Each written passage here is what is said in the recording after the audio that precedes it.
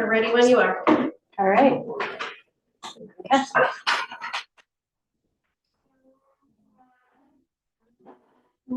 I pledge allegiance to the flag of the United States of America and to the republic for which it stands, one nation, under God, indivisible, with liberty and justice for all. Welcome everybody to the Town of Manlius Planning Board meeting for May 13th, 2024. We are in person and hybrid on Zoom and Facebook.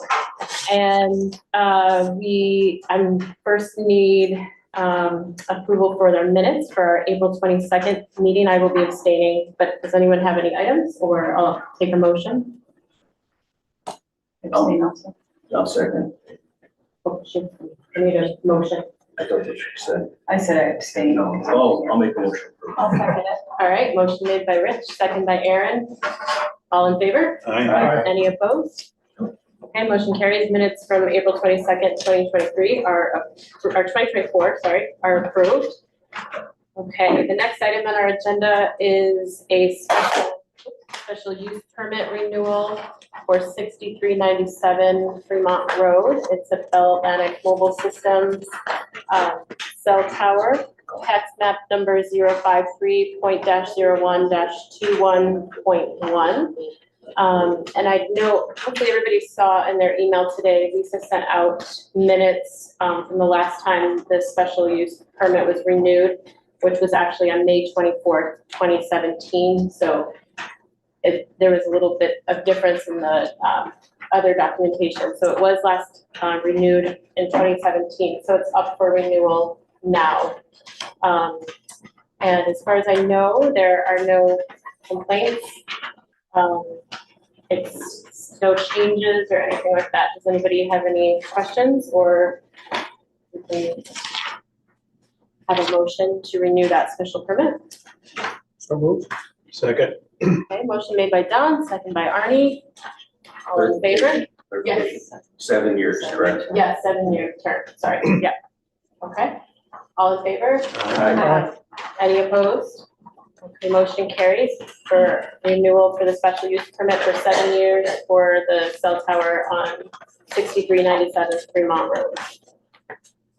Okay, the next item on our agenda is the Twin Ponds Housing LLC, PO Box 515, Syracuse, New York, and it's at 5440 North Burdick Street, Fayetteville. Tax map number 086.02-06.1.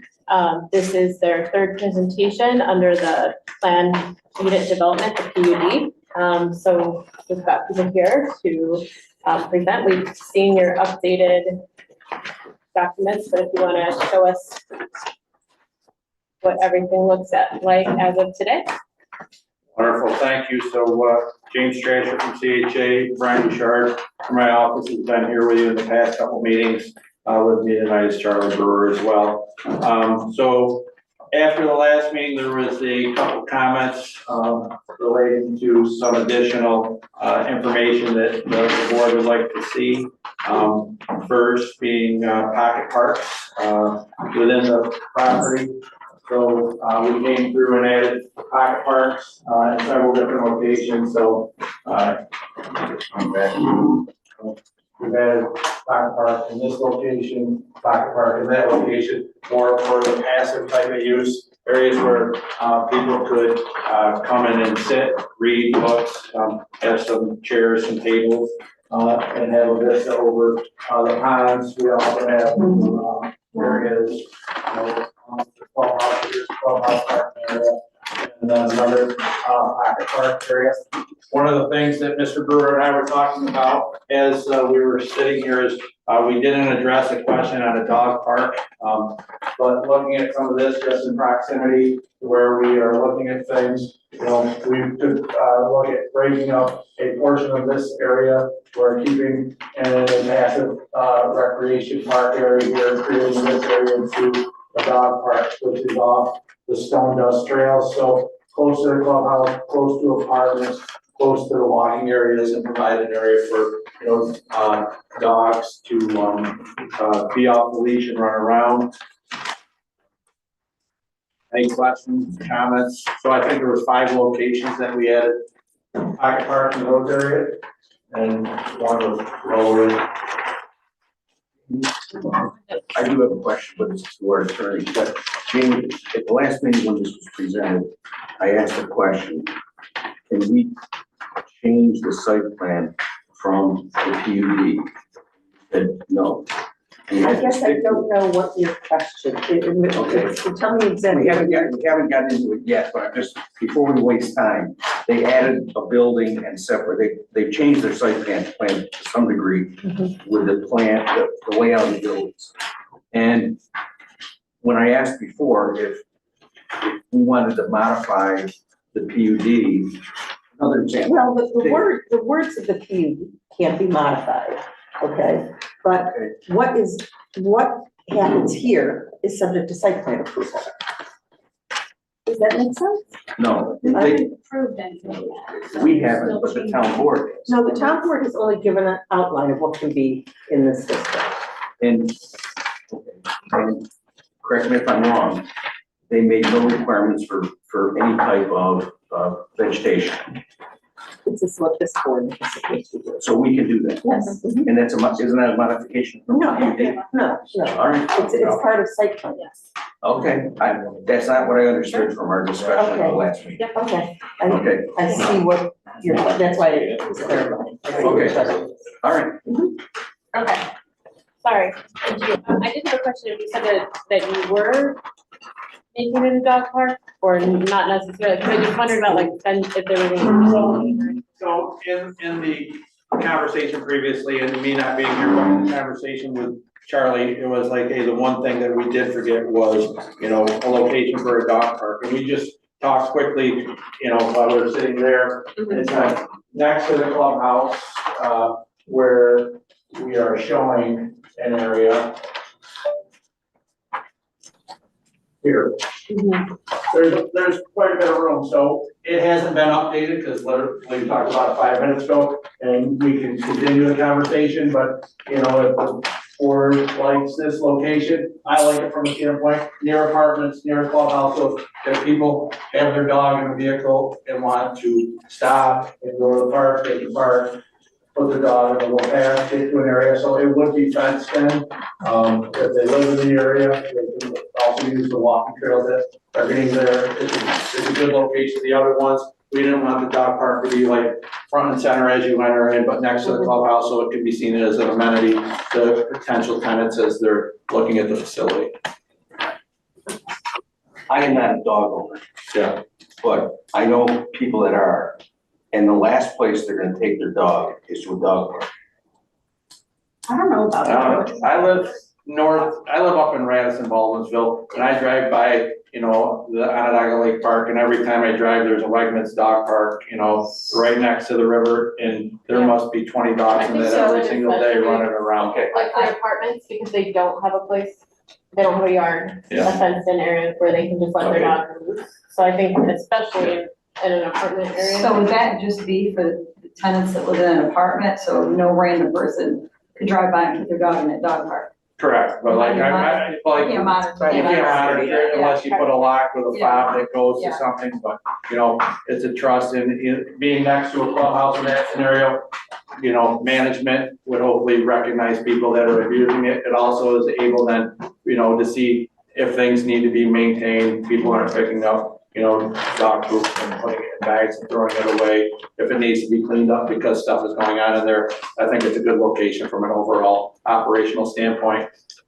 These are new things we're seeing on apartment projects everywhere, because now they used to be no pets allowed, but now everyone comes in with their medical note that says, the dog is a friend, or you have to allow, dogs or cats into facilities. So these are things that, we're seeing on more and more projects. So I have other comments, but while we're talking about the dog park, it is something that I wanted to address. It was me who brought it up. And if you would scroll up to the C101, I had actually kind of thought that this area back here might be a good spot. As opposed to down here, because I've been to quite a few dog parks and they get pretty rowdy. The dogs get loud, they get hyper, they have fun, and that might be kind of a distraction to the clubhouse uses and if people are sitting outside and doing all that kind of stuff. And then, you know, the people who visit the dog park aren't necessarily at the same time wanting, you know, they're there visiting with other dog people. And I don't know that that would be the best use of that prime location next to the clubhouse overlooking the pond, because the dogs don't care, right, what they're looking at. And it would be really easy to fence this part back here. And then you could, and one of the other things I want to talk about was sidewalks and stuff, but it could be easily accessed from all three buildings without having to drive down here or walk. I mean, people could come in, but it's kind of tucked away, but still accessible. Because I think if it when it sits fenced and, you know, all this stuff, it's not exactly a nice thing to look at. Sure. Yeah. That would be my suggestion. We can take that into consideration when we go through and look at how it all will lay out. And if there is smell, I mean, I don't know how, I've never smelled it, I don't know if they smell, but. I don't know, I've never taken my dog to one just to we let them run in our backyard. Yeah, but I think it's a huge asset as far as marketing too, because people are. Want that. That's okay. Yeah, A clarification, at the moment, there's nothing that's labeled dog park. Correct, Dogs, okay? there's nothing on here at all, exactly, so the conversation was, it was something we Right, missed, so I just wanted to identify, like, so someone doesn't say, hey, we took it and discarded it, it was a conversation at the last meeting, and it was overlooked, so Yeah, our no big deal. apologies. No big deal. It's But not a once high we design. sort of move from a place to walk dogs to dog park, is a dog park something that then is fenced and identified as such? Correct. So the plan would We will- be formalized at some point with that kind of a addition. Correct, we will add that, we'll add a fencing note, we'll add pathways, walkways, so people know where ours, if there needs to be any wayfinding, so people internal to the site know dog park is in this direction. We will add that for the next resubmission. Litter of dogs. Yeah. okay. If you want to continue and then. Did you have other? I do, but I let Okay. everybody else go first, They're or probably finish with gonna- your presentation, Yeah. or whatever you wanna do. Let him Okay. So then, Charlie, if we go to sheet, C-103.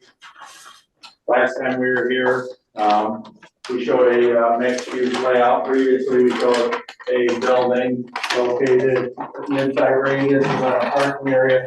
So we worked with, the architect Jim Fahey to come and look at a layout where we could add some additional mixed use space. So based on what we showed here today, we have approximately 5,000 square feet of first floor commercial, 7 residential units, which would be on the upper floors. The buildings are brought up to the street with walkways around, and then approximately, well, not approximately, it's 38 parking spaces that would provide people places to park with the necessary ADA parking for those units. We also submitted, we have Jim Fahey, who is the architect, on team or Zoom. So he could speak to his building footprints if you want to look at buildings now, or if you want to talk architectural stuff later. But part of the submission, as well as we have, you know, renderings that we have provided. So Jim, can you hear me? Yes, I can. How am I coming through? Okay. You're coming in perfectly. So Jim, do you just want to run through your thoughts on how you came up with the design of this little mixed use area within the site? Sure. First, thanks for the time this evening, everyone, and the ability to do this by Zoom. It really is a huge help. The vertical mixed-use buildings are architecturally, they're really following more of a village streetscape, trying to stay something that's stepping down from the height of the 5-story apartment buildings as we transition back to the main road. And they're set up in pods. So when you look at these buildings, their footprint, they're basically building blocks of 28 by 28 pods that go together to generate these buildings. And they're connected by an open walkway that goes kind of to the middle of each of the footprints, set back. You can see that walkway running between the two buildings from the rear, and you can also see it in the open space from the roadway between the buildings. What it's setting up, what I'm going to I'll call vertical mixed use one is on the right-hand side of this view. That's a 28-foot wide by 56-foot deep. It gives us 1,568 square foot of ground floor, mercantile, office, restaurant, whatever we want to fit in there, whatever comes to that space. And then there's 2 apartments that sit above. The 2-story unit above it is a 2-bedroom, 2-bath with a loft, and that's actually an apartment, but it's almost in a townhouse kind of a fashion where it's 2 stories. And then there's a flat 775 square foot unit, 1 bedroom, 1 bath in the back. The other building is similar, but there's actually 3 apartments in that building. And that creates an L shape, and that's 2,350 odd square feet of first floor commercial space with 3 apartments on the second and third floor. One of the apartments is the 2-story unit, the 2-bedroom, 2-bath and loft, and the other 2 are 775 square foot flats. They're very open. They kind of have that lofty feel when you're in them with windows surrounding them on all sides of the building. Access to the apartments are from the parking side of the building. So when you look at one of the renderings, shows the access, I think, from the parking lot side. On both sides, you'll see the doorways there. Those are to the stairway going up to a small common area and then into each of the apartments.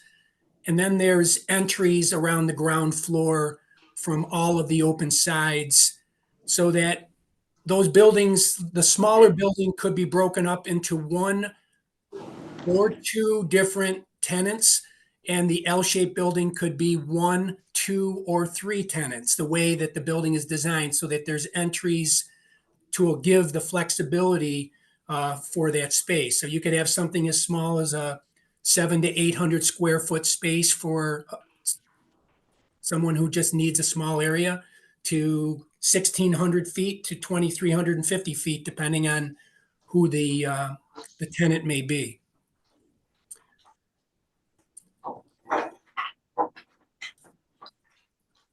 So that in an area is one area where we brought into the mixed use component. One other thing, and then we take your comments, just while we're going into the commercial uses, we also, based on some conversations, we proposed for your consideration, looking at the open area between North Burdick Street and our entrance drive, bringing in a restaurant that's approximately 2,000 square feet, drive-through concept. You can figure out, a local coffee chain that. May I interject? Yeah.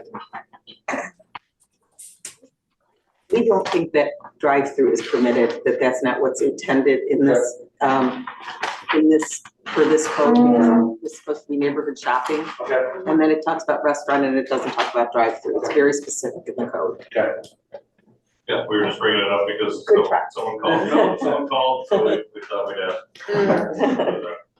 So for that regards, take off the drive-through, take off this, but there is some residual land that's between, North Burdick Street and our entrance road that can be looked at, as some other potential space, if commercial or neighborhood shopping is desired by this board. No, but a restaurant's a good idea. Yeah, I mean, Not drive.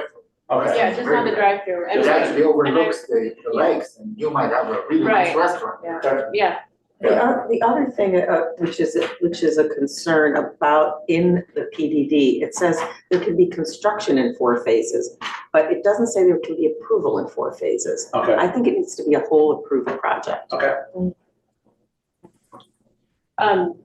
So yeah. So figure out what we want there and get it approved. Okay. Do you own that piece of property? And is that it? Is that the end of it then? This piece is property is Yeah, part there's of nothing else the that. piece that they're gonna own No, at the there's end of the day. space. Oh, yeah, is that the only other usable space you're thinking of putting anything? But because of the grades to the south, Mhm. it's just too skinny. But Yeah, if the board isn't opposed to having a one-story commercial use there, then we can certainly take a harder look at that without a director. In terms of location and parking and all that other stuff, if that's okay, then we'll keep working on it. I think that's a question, as to whether that, where that parking is what's intended for that corridor.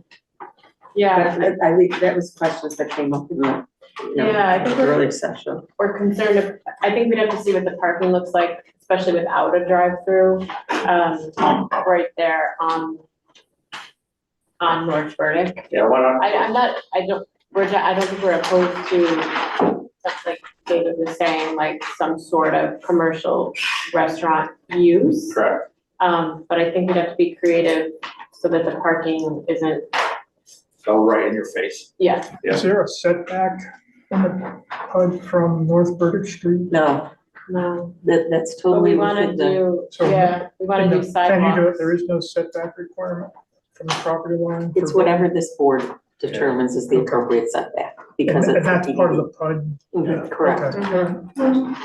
Yeah, and I think especially with what the feedback, did you guys get the feedback we got from the county? So especially with that feedback, we really wanna have sidewalks, especially if there's gonna be something to walk to. Yep.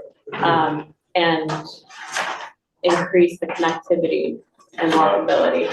Just sidewalks on North Burdick.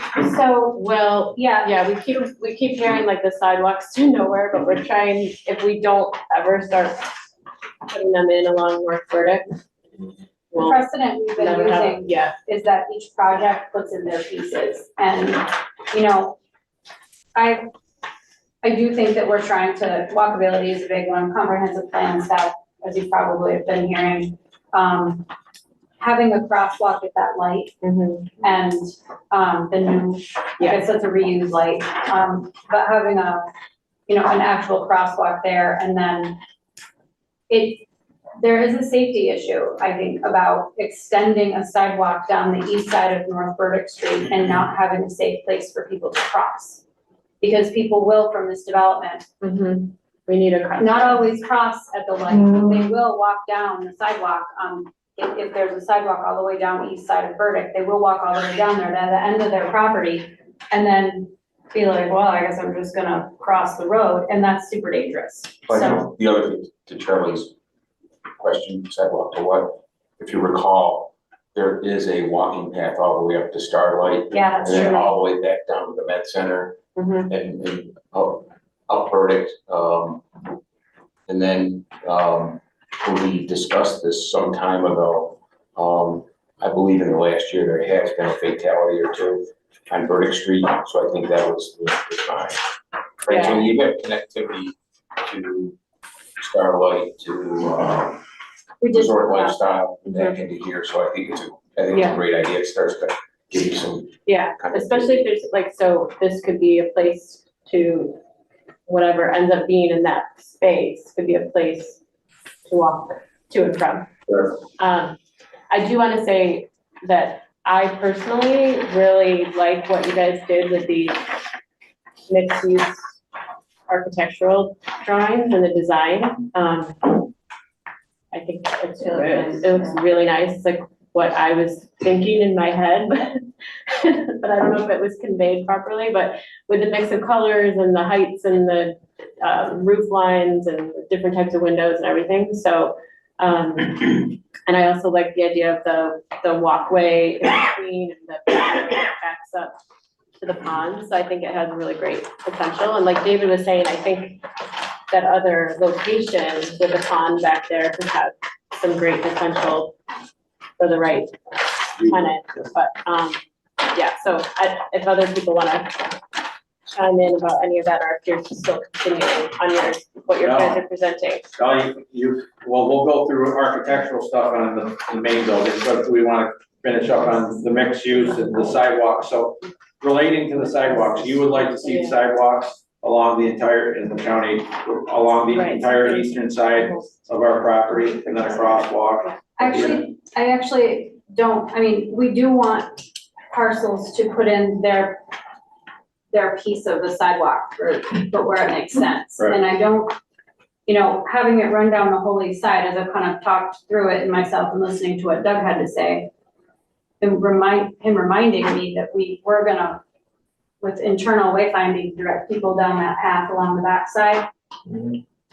That having a sidewalk to nowhere down the east side of the road could be a potential dangerous situation. Well, But having a very well-done crosswalk at the light gets people across the road.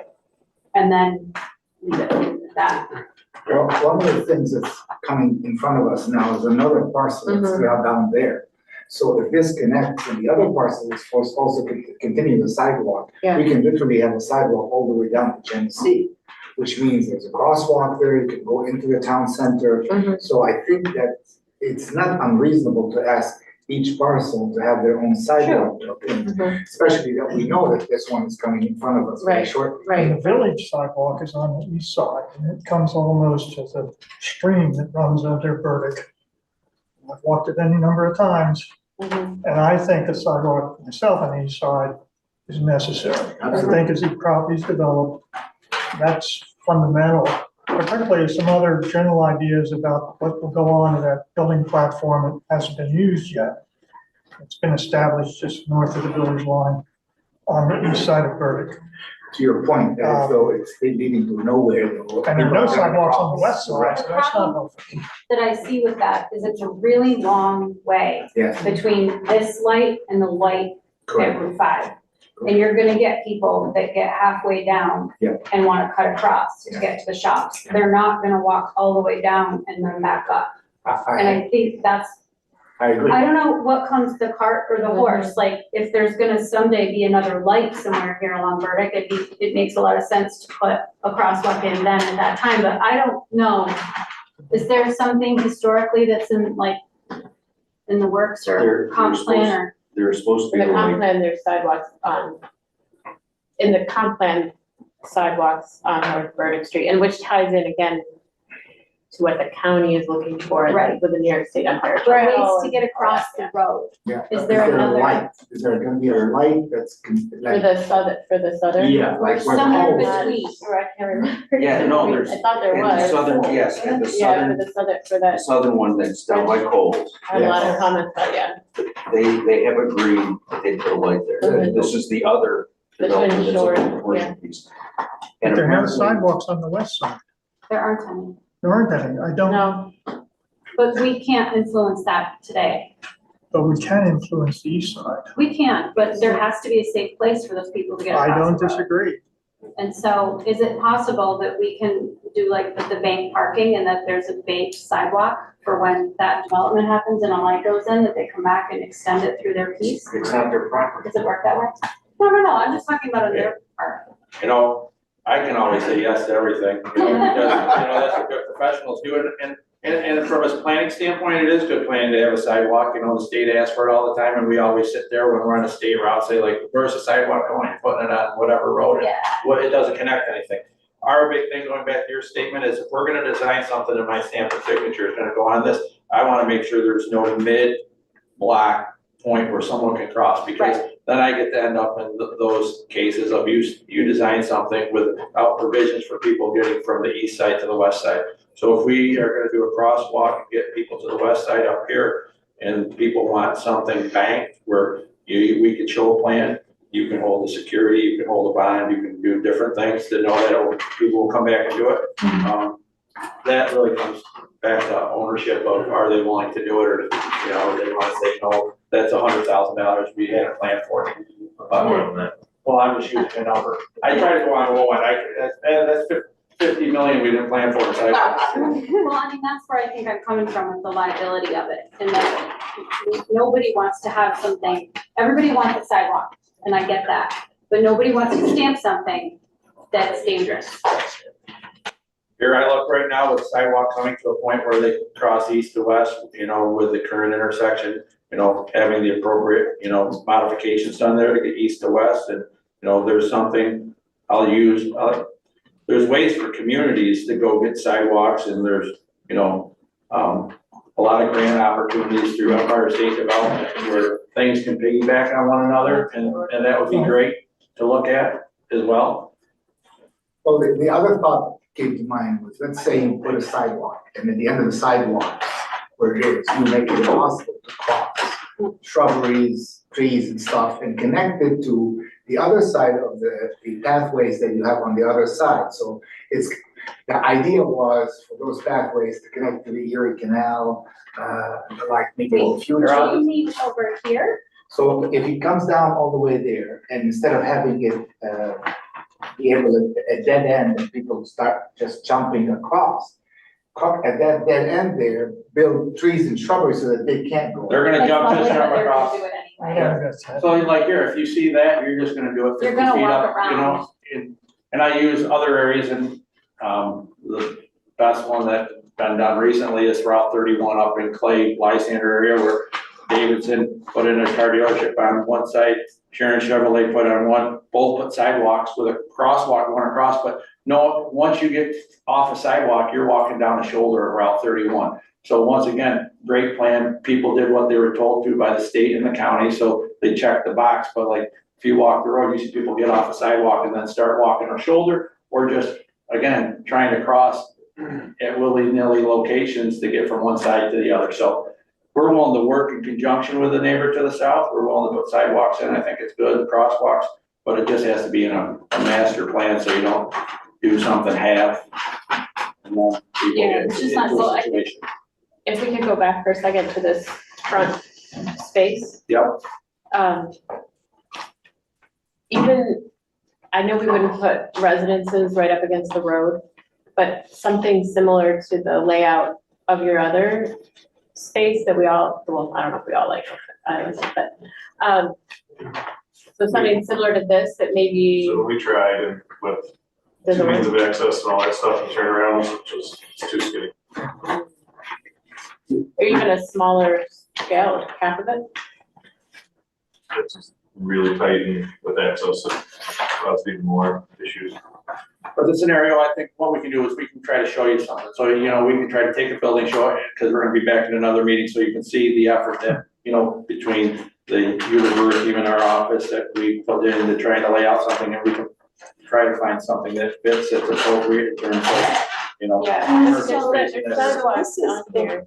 What goes good, so from a design standpoint, and we're gonna have our design people look at it, not me. But there's also a project that's coming in a few minutes. We're gonna talk about what the design element is of that and what this look of this whole corridor is gonna be. Right. So I think that's what this board is gonna be looking at. Yeah, and I think that will help form some sidewalks. Maybe not north of that, because again, we would have needed the pediatric dentistry to put a sidewalk in. But if you've got something here, whatever that looks like, and walking to this other sidewalk that you've already got on here. Yep. Or, you know, even if it intersects over here, something like you've got, so something like that, but that gives us that walkability and connectivity to the crosswalk. Understood. I think if your plan could include a future sidewalk corridor, so you don't do anything to encumber that, don't necessarily build the sidewalks, depending on how this conversation is concluded, but at least there's a capacity to accommodate them in the future. Refresh my memory, is this gonna be a town road at the end of the day? No, it's private. It's private. So I'm assuming that the sidewalk will be maintained, repaired by Property owner. property owner. Yeah. So I'm looking at the aerial and, Well, sorry for that. oh, sorry, yeah. So I mean, if we were to do the sidewalk down Frederick Street, would that be a town maintained walkway? See, this is the issue. This is the issue that I've always had with sidewalks, is that typically in a town, unlike a village, you have to form a district. And the people that own the property where the sidewalk goes by are part of the district, and they are responsible for paying, not necessarily going out and shoveling the snow themselves, but paying for the maintenance and repair. So if we cross over other people's property, not just yours, but others, we have to get their buy-in to form the district, to put the sidewalk in front of their property. And that is not typically an easy thing to do. Wasn't Tesla just in here, was it brought up to try to put something on the Backside, the west side? on the west, yeah, on the backside of the property, On the west side, oh, the back side of the property, not the west side. which is the west side, yeah. I mean, it just seems like there's more room, but I'm just going And through it in my head. It was very, I can't remember exactly how it ended up, but we were looking on the backside of the property, tying into going up towards the medical center. And I'm not sure if we ever succeeded to get that done. To your answer, Charlie, the last couple projects have come in, that has been a topic.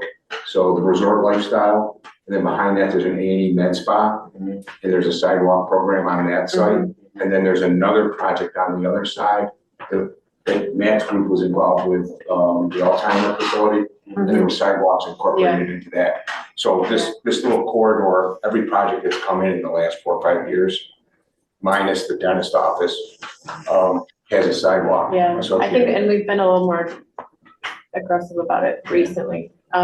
And it wasn't discussion with the dentist Well, office. and this is again, I appreciate what you guys have brought in tonight, because we did bring up our comprehensive plan last time, and I mentioned specific pages, and so it looks like somebody's looked at that. So I want to just, as far as the front piece along North Burdick Street, if whoever's, I don't know if it's, what's his name? Jim Fahey. Jim Fahey on there, specifically on pages 64 through 67, is this corridor. Okay.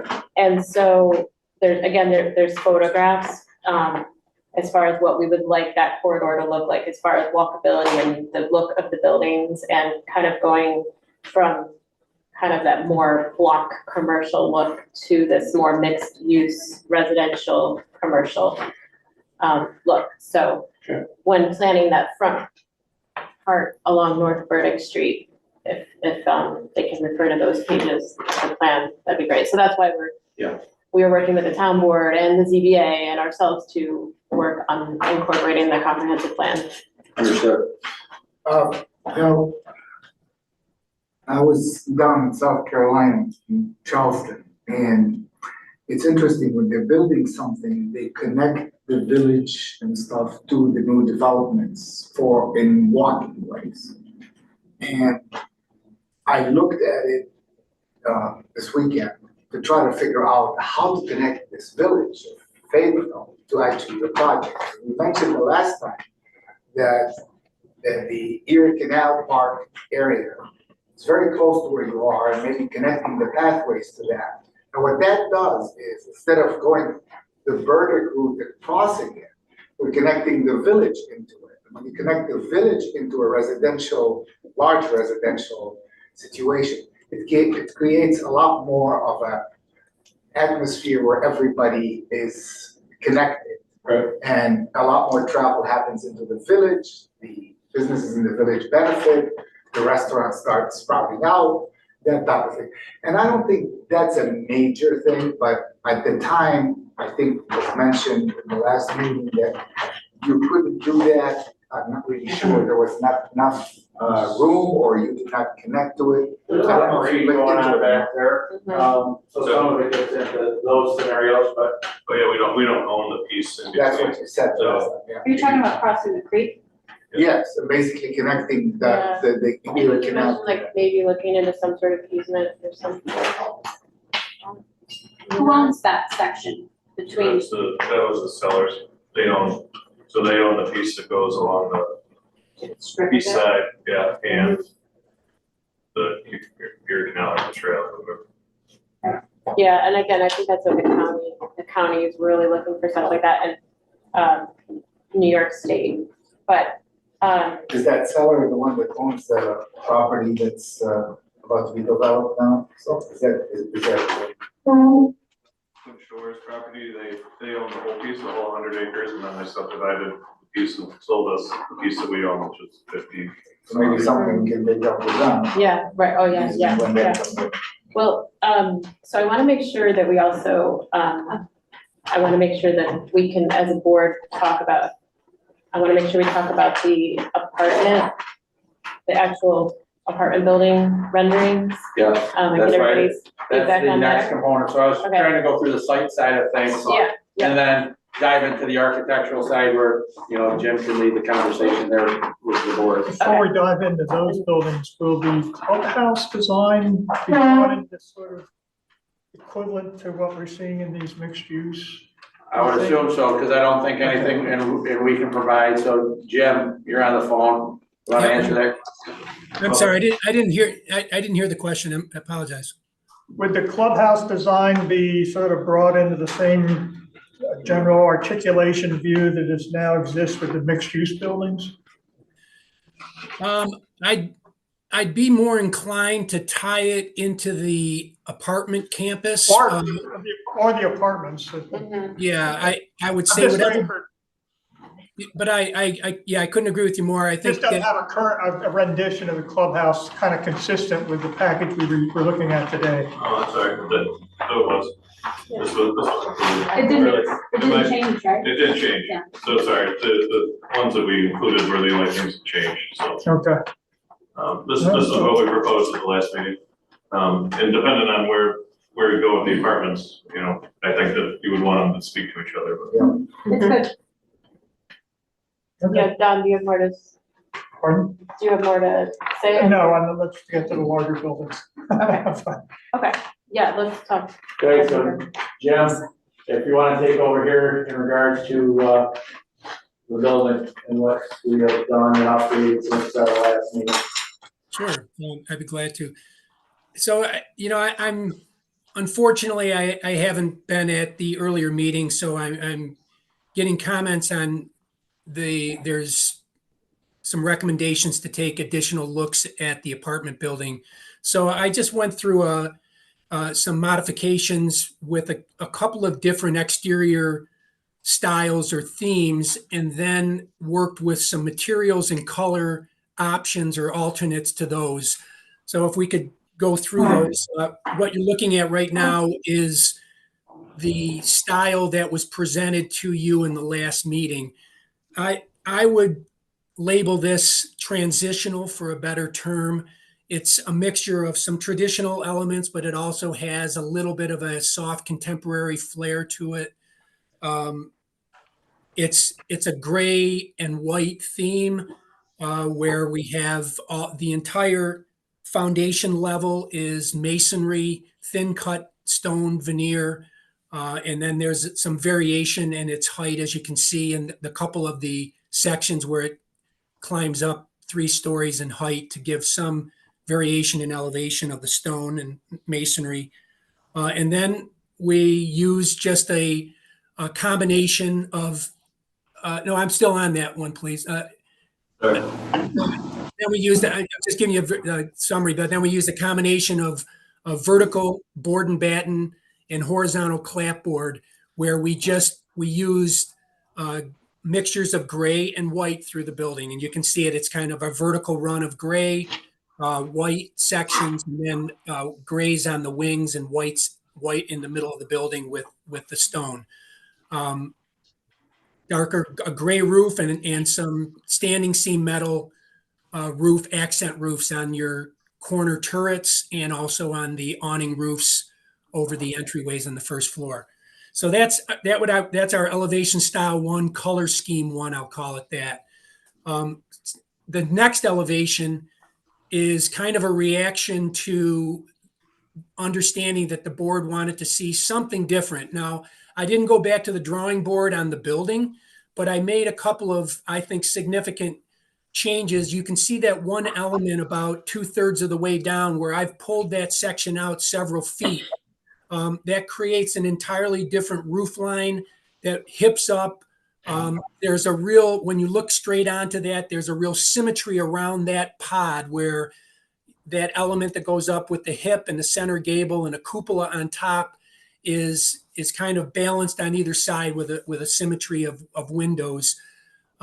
This, I'm going to call it more of a, it has some New England traditional flair to it. It's more traditional in its treatments. Stone is more of a lead stone. I've changed a little bit of how I've treated the stone heights. I maintain the stone all around the foundation level. The upper 2 floors are shake style siding. You can see I've eliminated the corner boards. You can if you look on the turret end, you can see there aren't any corner boards on that, nor and on the second piece. So that's more of your New England traditional flare.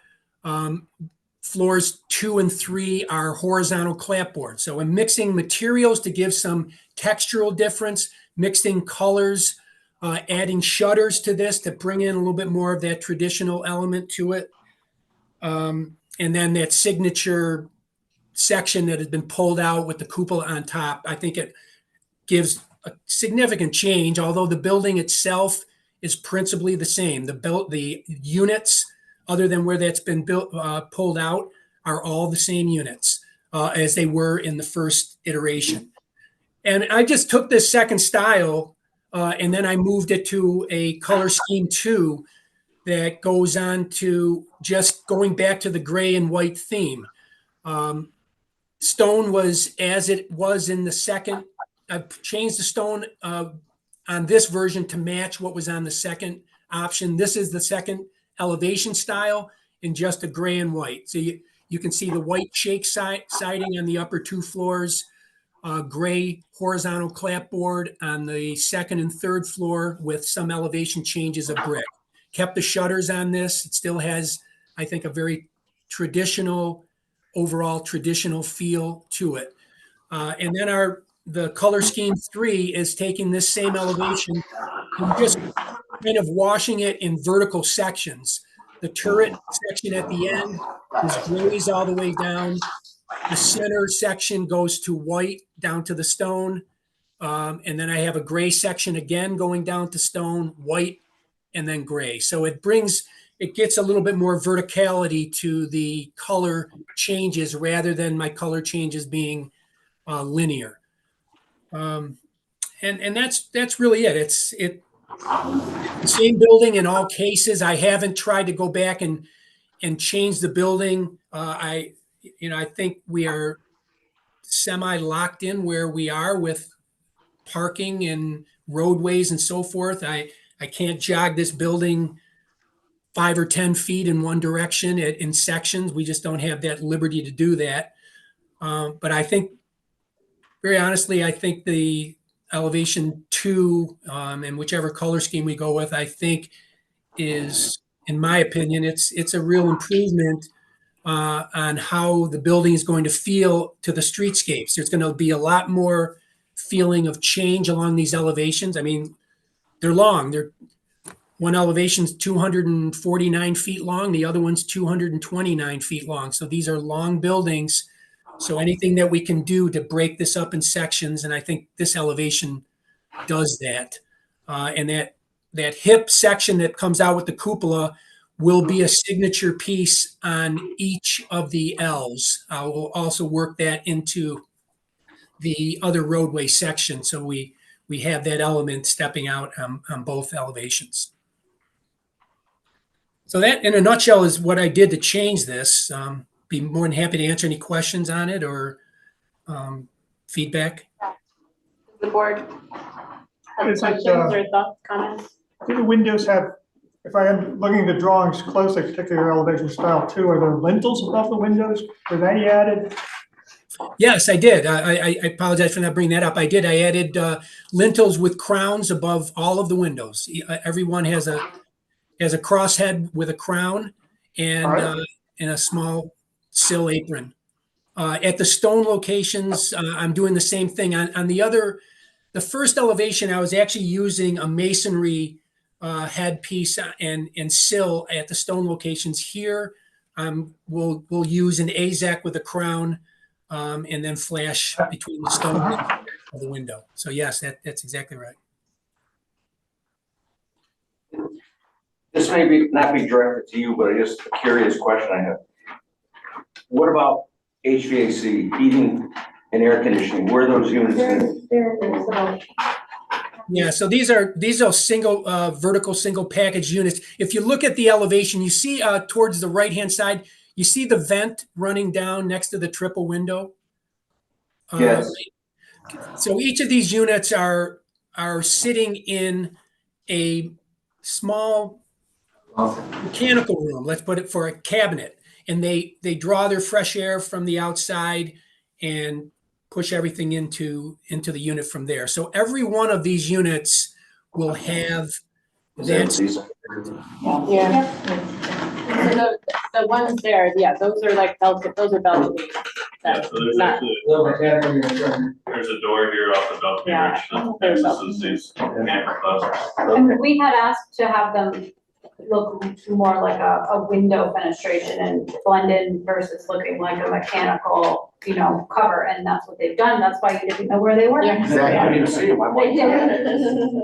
Matter of fact, you did exactly what. That was the the very breakup. early Well one done. request, yeah. That looks very good. So I really like, elevation style 2, color scheme 1, for a lot of reasons. The differences in the materials, I like the New England style, you kind of called it. I like the differences in the roof lines and pulling out that little bit of the facade really made a difference. And, I think the warm colors work a little bit better for us because we have a lot of gray, around, and I know that gray is a really popular trend right now, but I don't know that that's a good long-term plan. And, I think that this particular one, I really like it. So, I think it ties in well with the mixed use. I was gonna say. I agree there, and I think that's the best. Yeah, The alternatives. I agree there too. I do as well. I think you've made some really good Yes. changes in terms of building Yeah. articulation. I know, I really appreciate you guys listening, like taking our feedback and making some changes. So we know that it's, color scheme 1 and elevation style 2. Well, Charlie wrote color scheme 2, that's a. what did I do? He's a gray and white guy. He wants the gray. The gray and white? Yeah, he's used to like looking outside and seeing gray. It blends in well.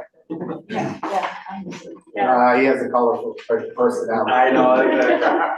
Well, as long I as like we- gray too. As long as we For my agree that clothes. the elevations at least Obviously. are good, then. Yeah. Yeah, they did a very good job. Continue. They did a very good job breaking it up. Full disclosure, my house is gray. Actually, I think the horizontal line between floors is a good add. The windows in the 2 gable ends, I know they're appearance only, but it's that kind of flow Yeah. of details I thought really done. Hey, very good job, Jim, way to go. Thanks. And I think to answer your question, you hit the nail on the head. If this is the direction that we're going, I need to take the community center and echo that same style here, because this has a little bit more of that soft contemporary feel that fit in with their first transitional style. So Yeah. I'll work that elevation style into this building. Right, okay, great. Charlie, what's your thoughts on the cost of renting a 1 and 2 bedroom apartment? Where are you how now? much they're gonna cost. So ones will probably be $2,300 and twos will be north of 26. What about pets? Extra pets or you just? Yeah, so that usually you have like a non-refundable fee and a monthly fee moving forward. Do you have anything else to show? Because I wanted to talk a little bit about what we heard back from county, just make sure we're. The only other thing I'll just note, and it's not to show anything, is that we provided the drainage report of SWIFT to you as well. Mr. Miller needs to review, and when we get comments, we'll update. Did you get that, Doug? Yeah, I got it, yeah, I told James, until we get a little more definition, I won't get over that. Sounds good. Before the architect goes, I just wanna say, I really liked, what you guys did with the mixed use, stuff. It's exactly what we were looking for, it's exactly what we see in the comprehensive plan, and if you could carry that style into whatever you're gonna look for to put out by the road. I know that there's a lot of work that you'll have to do behind the scenes to figure out what works there for you in a lot of different ways, but, a small restaurant or, something would be really nice, and I know you'll have to crunch it and see what you can get in there, but the similar, architectural style would be nice, and with the lead up to that, the architectural style we'll be looking to see on, like the bus, you wanna see like a bus stop, probably out by the road. That's a lot of the county stuff, you know, but with the architectural look.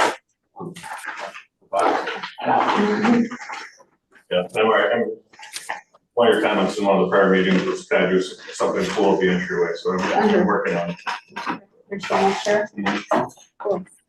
And you've got that little spot on the other side of the road. There's no saying that you couldn't have a sidewalk across there and do something that doesn't require parking. I think that's probably what's killing it. Yeah, well, the county wants to see the train station, and that was from Yeah. their initial review. They don't want to see buildings inverted, but that was more Dan's opinion, I think. He's no longer there, so we'll go, John Jordan's good, he lives around the corner, I got him all squared away. I get that, because you don't have a lot of room, to do something cost effective. It comes more into what it would access take. and fight a fire, and turn the truck around. Pedestrian level stuff. Well, we don't necessarily have to go through all the items, from county, but I just wanna make sure that, going forward, and we're working on the site plan more anyway, so some of the stuff they were asking for to show on the site plan. Yep. To include that, and, It's the longest referral. yeah, Yeah. there's a lot, seen. there's a lot, yeah, I know. They're much more energetic in that office, because they got, 4 people from the city of Syracuse now that they gotta keep. Keep busy. Yeah, yeah. Keep busy, so between Jeff Harris and Lisa Welsh and the gang, it's now just not your standard comments, like, please reach out to the DOT, please Yeah, reach yeah, out yeah, to WAC, please do this. Right, It's now, I'll give them credit, they're at least looking at stuff versus just Yeah, copying, yeah. cutting the same 6 conditions. So it makes a little more work for us, but you know, it allows us to get some insight of what they're thinking. and that's pretty much it, and Doug's gonna review the SWIP and everything like that, so I think, you guys have it, I'm sure that you guys will go through and put the things on, and when Doug's reviewed the SWIP and everything with the stormwater and the wetlands, and just making sure we've got that all in there, so, okay. Does anybody have anything else? Any other comments or questions? I do. Oh, okay. I don't know if you want to architect on. I don't have anything more for him. Jeff, Yes, I'm sorry. you can listen in, or if you wanna go enjoy the rest of your evening. Yeah. You've got Thank it. you. They're letting you go. Well done. Okay. I Thanks, mean, everyone. that's just, I would say, Yeah. Okay, Take care. see you later. So one of the general comments I have for all over is when you get it to the next level, if we could see, a more detailed planting plan. Okay. I think the direction that has been gone, you know, with, is good, the plant selection is good. And then, you know, a lot of your, elevations and imagery shows, you know, some more foundation type plantings in the next layer down, the shrubs and, you know, that kind of stuff. So, you know, around the mixed use building, and, one area that I think will be really important is between the building and the sidewalk for the residential units. It'd be really nice to see that have kind of a dense deciduous planting that dies back versus just mulch with like shrubs popped in all along the way. But I know that for snow removal in winter time, you know, you want it to go back to the ground, but I think having something like grasses and native things like that there would look really sharp versus having it just be mulch that has to be sprayed all the time with a couple shrubs popped in. So you're saying between the L building and the driveway place? Between all the buildings and the sidewalks surrounding them, Okay.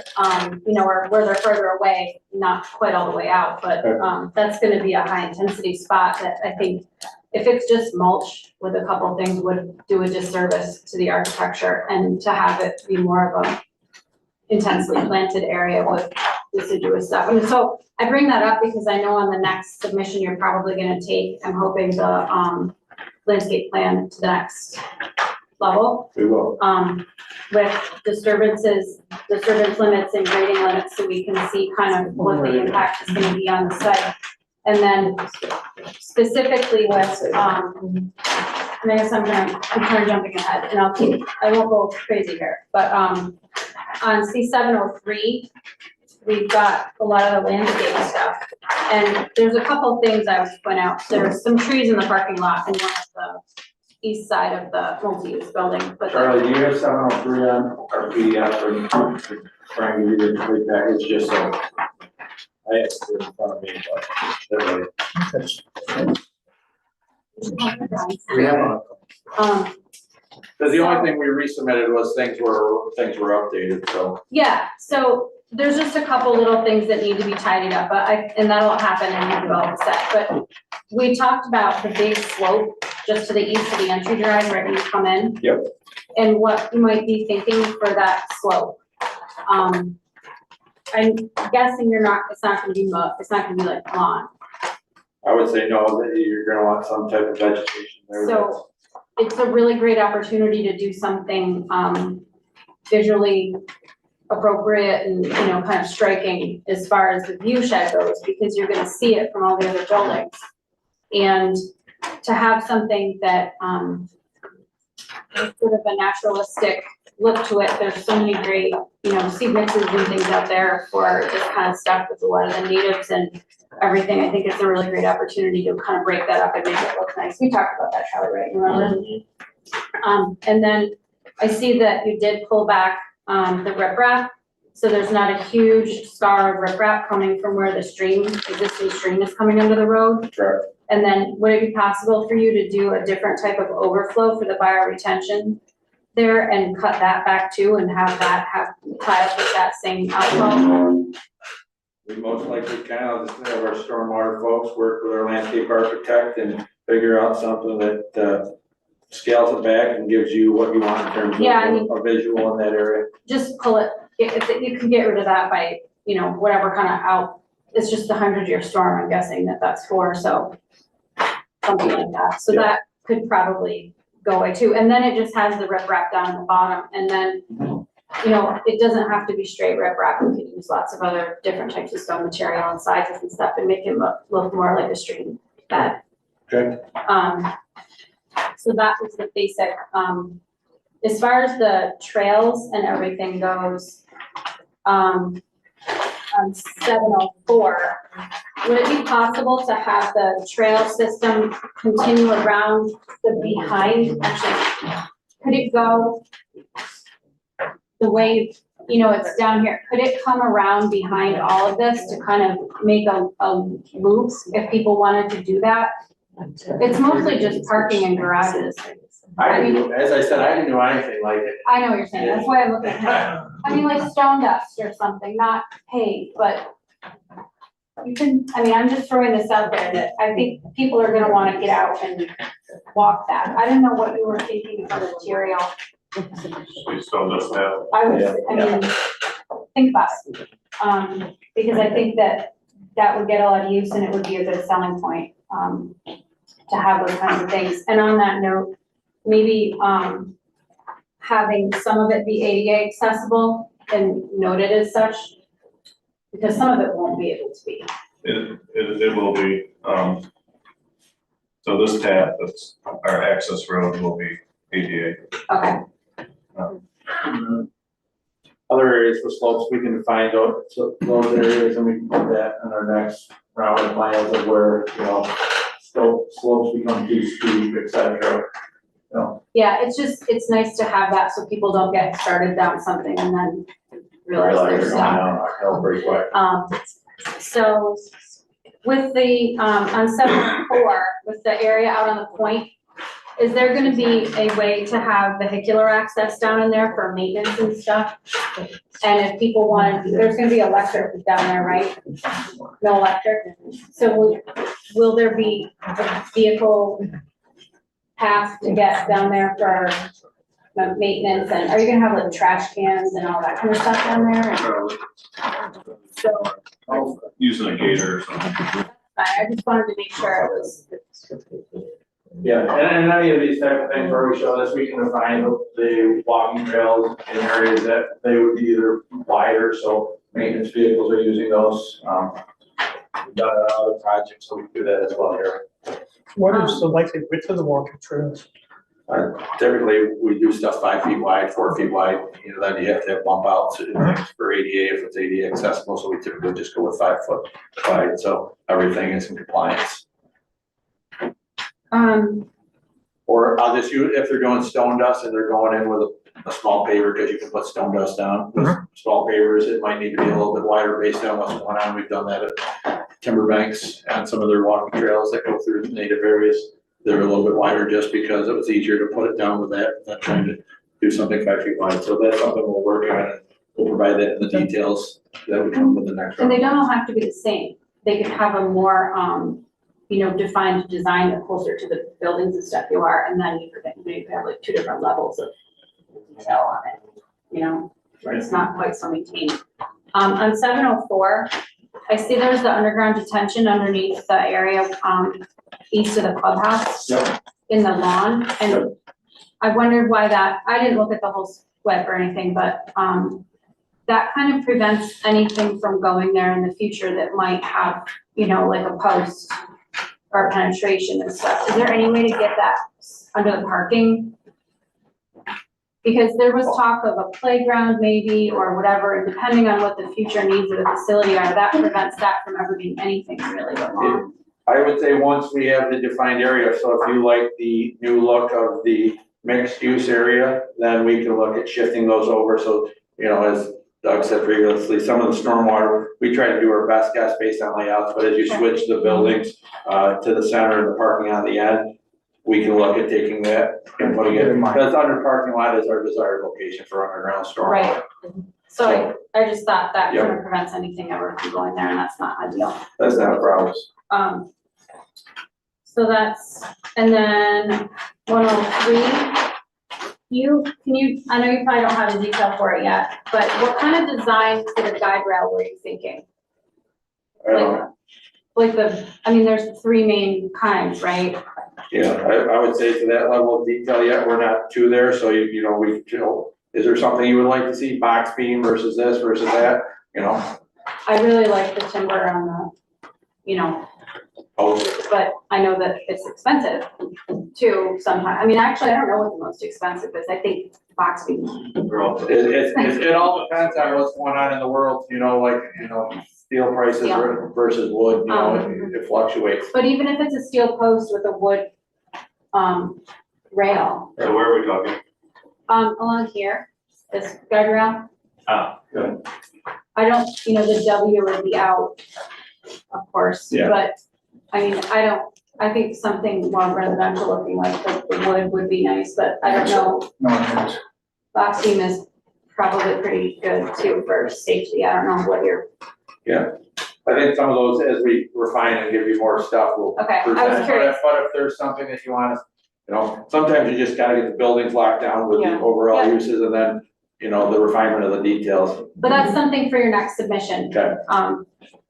But it's good to know that you would like to see something that sticks with a residential field, because I'll just use box beam, it looks like you're driving down. yeah, I-81, you know, so we will work with that and within the, partnerships budget, you know, Yeah. and trying to get something that blends in well. I might not make it to my car, because I agree, he's sitting over there quietly, you know, so. no, I I'll say know. yes. Excited to know what the sidewalks. It's, I think the sidewalk question is a little still up in the air. I think it's, I think we have to do an overview of the whole area and show, you know, what's gonna be proposed or what has been proposed. yeah. See how we can. So I was, on that note, that's all I had on here. And then obviously signage and stuff you're talking about. With the sidewalk going down the site, there's really, I know this is probably, I'm probably gonna kick myself for saying this, but I don't know that I feel it's really necessary to have a sidewalk down the east side of the road between the light that they're working on in this project and the Spectrum project. Because there's very few people that are gonna be getting on the sidewalk there, whereas if it were on the other side. You can't see where you're talking about. So between this property and the utility property to the south, there's really nobody that's gonna be getting on the sidewalk there. And I think that, I don't think that's the point, right? It's Well, we- just to have it eventually Yeah. all connect. but I think that if you had really good crossings at this project and then down Yeah, further but I at think the that- Coles one, As far as the town board with the sidewalk initiative for that corridor is very strong, it is. very strong. So But I don't know what the cost rest to of the board benefit, thinks. that's just, I'm throwing that out there, and that normally I would say yes, sidewalks both sides, but in this particular case, because there's nothing there, I'm not sure, that's just my There will opinion. be, In that tiny strip of land, but then we can't get down to the village. you would have to cross the road Yeah. at a light, but that's just my opinion, because I don't see a lot of people walking from this area all the way down the east side of the road to those homes. Most people are gonna probably wanna go across the road to town center. Unless they want to go into the village or along the east side, but I don't know. Or just stay down the other side and then cross over the pole. Yeah, so I don't know, that's just kind of what I'm throwing out there, I don't know, and Well, let's see what they, it'll come as it comes. let's see what they come up with and again, keeping in mind the recommendations from the county and the plan and everything. Is that all you have there? I just, let me.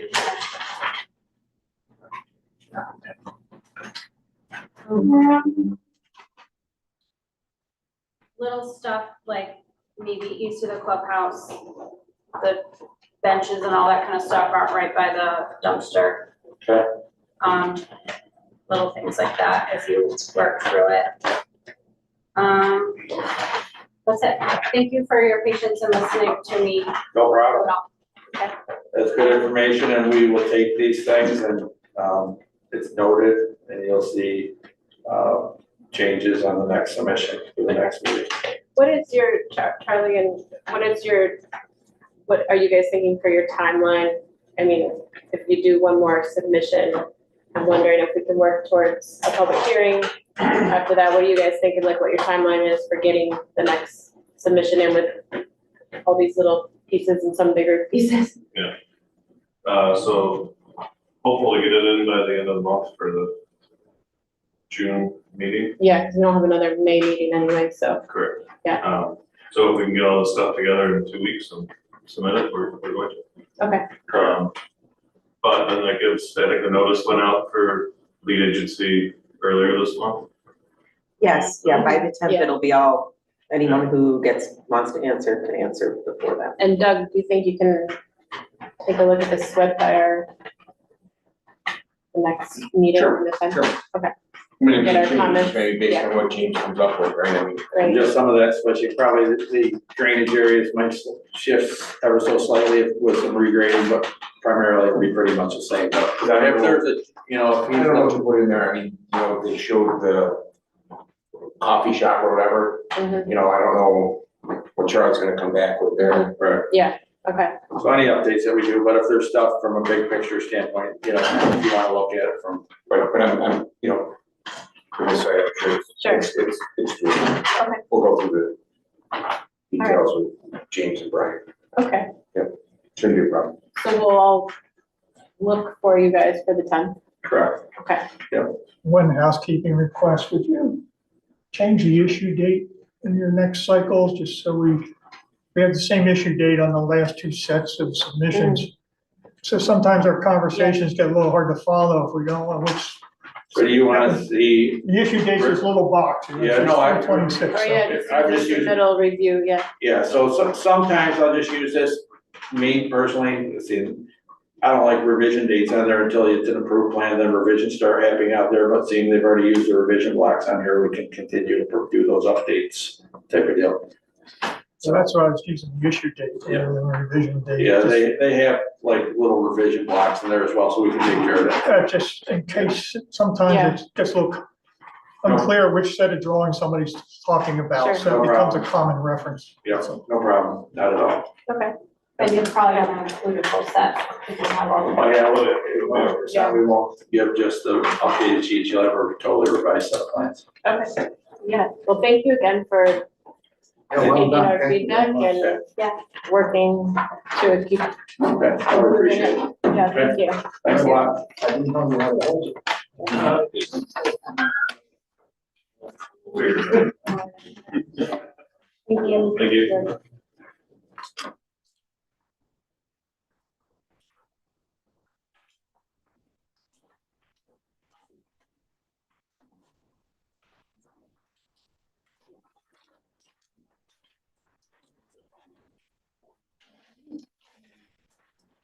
Okay.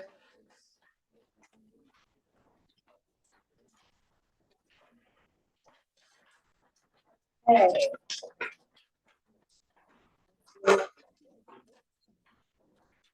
right, the next item on our agenda is Nepro Consulting for the initial presentation and recommendation to the zoning board of appeals. 5428 North Burdick Street, the telecommunications building, the tax map is number 086.02-05.2. And we've got Matt Navarella here. One question before you get started, I just wanted to clear up there's a little confusion about the actual address of this. It's indeed, it's 5428 or 5440. So there's two addresses, because there were two parking parcels and now it's one, it's been combined.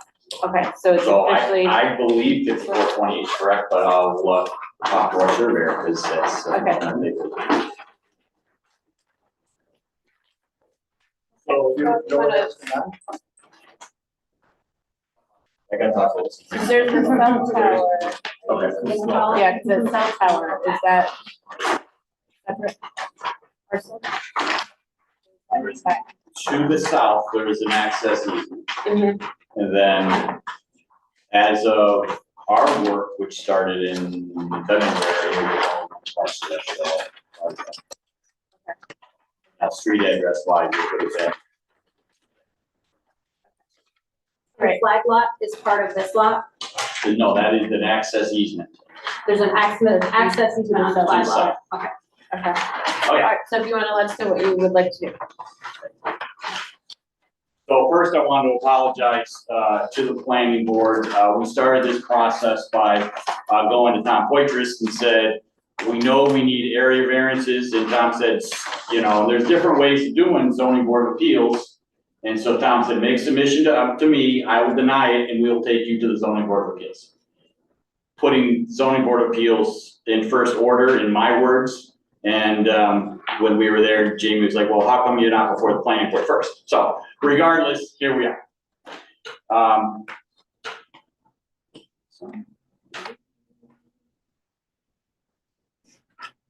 I'm right there, this is. So I'm representing both Spectrum. The development interest is Lake Shore Construction, Peter Uhas and Gary Buren. I believe Peter's on. I don't know if Gary is there. At least if you can just, if you want to add them as a panelist. So they can speak as well. The project itself, goes right away. There, now it's working. The location is shown on this overall aerial. We just had dissertation with regards to the Twin Pines development. I'll give that as well. But you can see, based on where we're at, this is our location on the east side of North Burdick to that south piece of where we're talking. Here's that signalized intersection and the Twin Pines development. And we are plus or minus across from the new Tesla dealership. An aerial view of the existing facility. So that existing facility is a utilitarian type of building, is what I call it, in which it houses the Spectrum equipment inside there. So it's not just a shed. That is millions and millions of dollars of equipment that is providing our networking services in this region. It's very important to understand that Spectrum needs to upgrade the bandwidth in our local region, but in order to do that, they have to build a new building, but they can't take this building down until the new building is up, all the new equipment is in, and the new building becomes operational. So it's not one of these things where we can take this down, put it out of service for a year or 18 months, and then build a new building. We have to build a new building, get it operational before the old building becomes decommissioned. So again, here's a street view type of look of that utilitarian building. It has a rudimentary stockade fence now, but there is security around this building itself, of which we intend to propose and to upgrade. So site plan wise, we are, and I didn't start with this, but beyond the preliminary review of the planning board, what we are in desire of is a recommendation back to the ZBA board, and Claire is here to represent the ZBA board to understand what this board will do, because we have area variances with regards to front, rear, and side yard. So this table is showing you, we are in the RA zone. Front yard setback is 40, rear yard is 40, and a side yard of 20. When we look at. Yeah, sorry to interrupt. I just watched the ZBA meeting today. Those numbers are different than what you presented to ZBA. I was into that. Okay. So the reason those numbers are different, after the ZBA meeting, our surveyor came back with one of those moments of, oh my God, Matt, there is a taking that is not listed for Burdick Street by DOT. So the front yard line, and let me see if I can show it on this. So the front yard line, which we had in this area, and when you look at the survey, he has a note of, this is kind of where it used to be, but what is happening is that front yard, because of a taking by the county that is, and as my surveyor indicated, there's monumentation along the road, but there's no memorialization of that potential taking in deeds, because that's how the county works. I'm sorry, what do you mean by taking? It was widened, The road, the highway in North Berkshire Street was widened. Oh, but right, not physically, just. This is the same issue we had with the dentist office, recall, remember? Is that why you're showing two different center lines? So, no, yes, I am regurgitating what the surveyor gave to me, and even the notes are verbatim of what he's saying. So when you look at those notes, so to answer Valerie's question, this occurred after that initial meeting and those initial submissions to the ZBA. Hence, we adjusted the building and adjusted the site. So now this is the setbacks that, if it gets questioned and the taking becomes memorialized, this is where this building has to be. In physical reality, if you look at what we're doing here, the existing building is sitting closer and has a tighter front yard setback to this taking line than the proposed building, which we shifted back, albeit we still need that front yard area variance, but physically out on the site, we did shift it back some. When we shift the building back some because of divergent rear property line, we then have tightened up that rear yard setback as well. Plus or minus, the side yard setback is the same. I think it's a couple tenths difference from where we were before. Matt, if I could just ask a question so I understand this. As I look at this survey, it looks like it goes all the way to the center line of North Berkshire. Yes, so that's the deed. That's The from deed years ownership ago. goes to center line, but then you start taking. Okay. So the county, Burdick Street, I own this, oh, I need some more, I own another piece. Right. That's what the surveyor sees. So when we say, what's the ownership? By deed, it's center line. Okay. So then it becomes, where is the center line? So the surveyor has to use his judgment of what he's seeing far as, and it's tough because when you've got 3-lane roads, and you're near that signalized intersection, and there's 2 lanes to 3 lanes, and where is the exact center line? So he makes his physical judgment. I live with what that licensed surveyor tells me.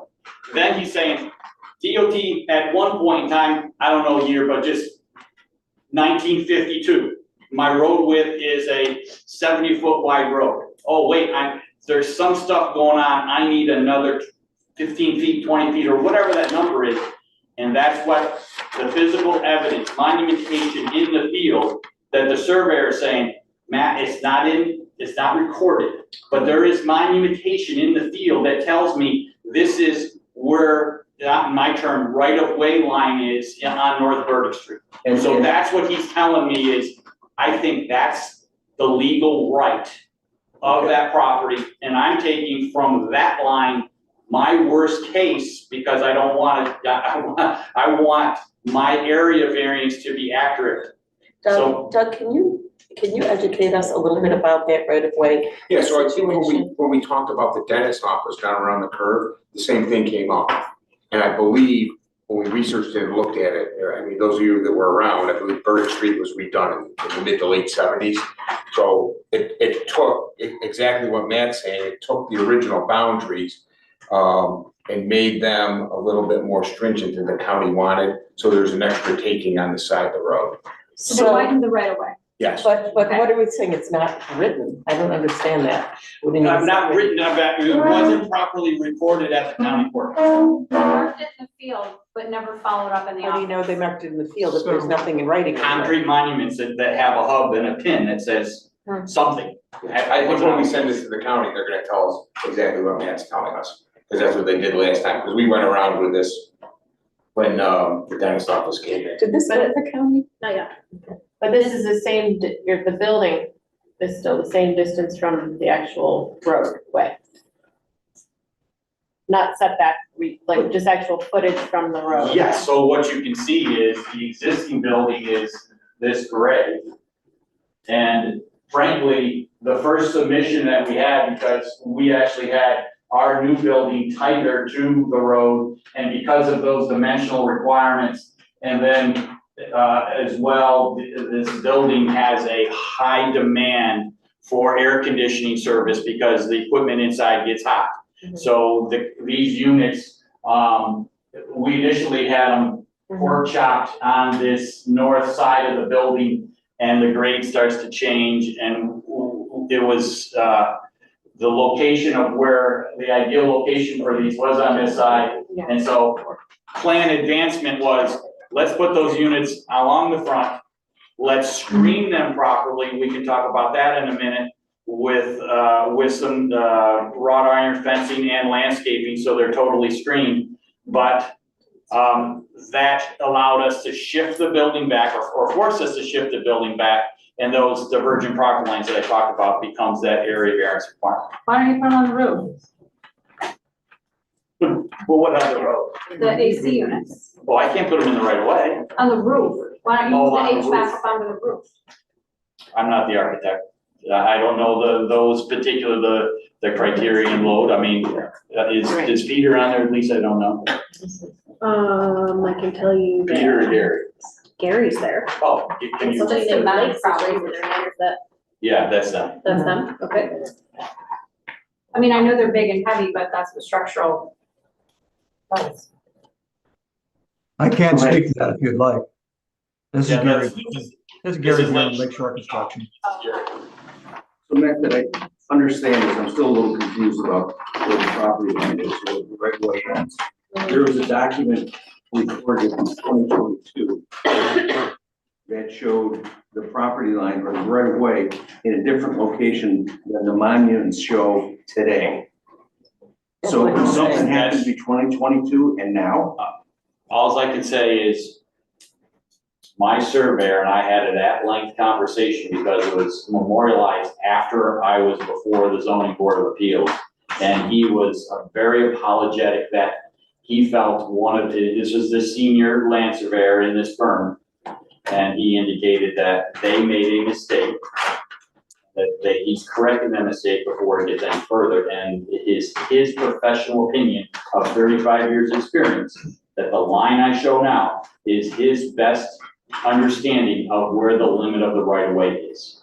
And that's because of the monuments that are in the ground. That's because of his 40 years of experience and what he physically sees. Part of his due diligence is taking physical evidence, taking deeds, taking abstract, putting all those puzzles together and making a qualified decision.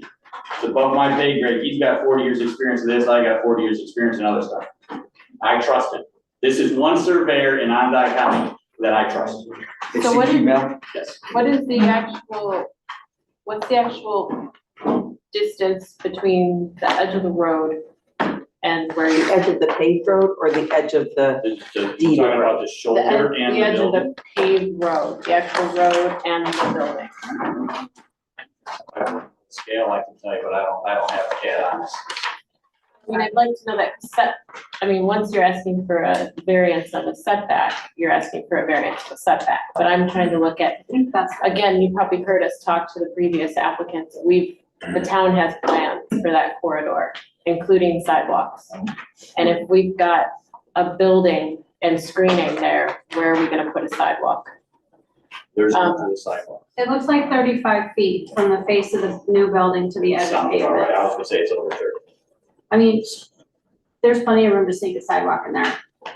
These things with the right of way and the center line and all that kind of stuff, this stuff just happens sometimes. No, I understand that. I'm trying to get an actual distance. So Yeah, if I it's think 35 feet 35. with the HVAC units?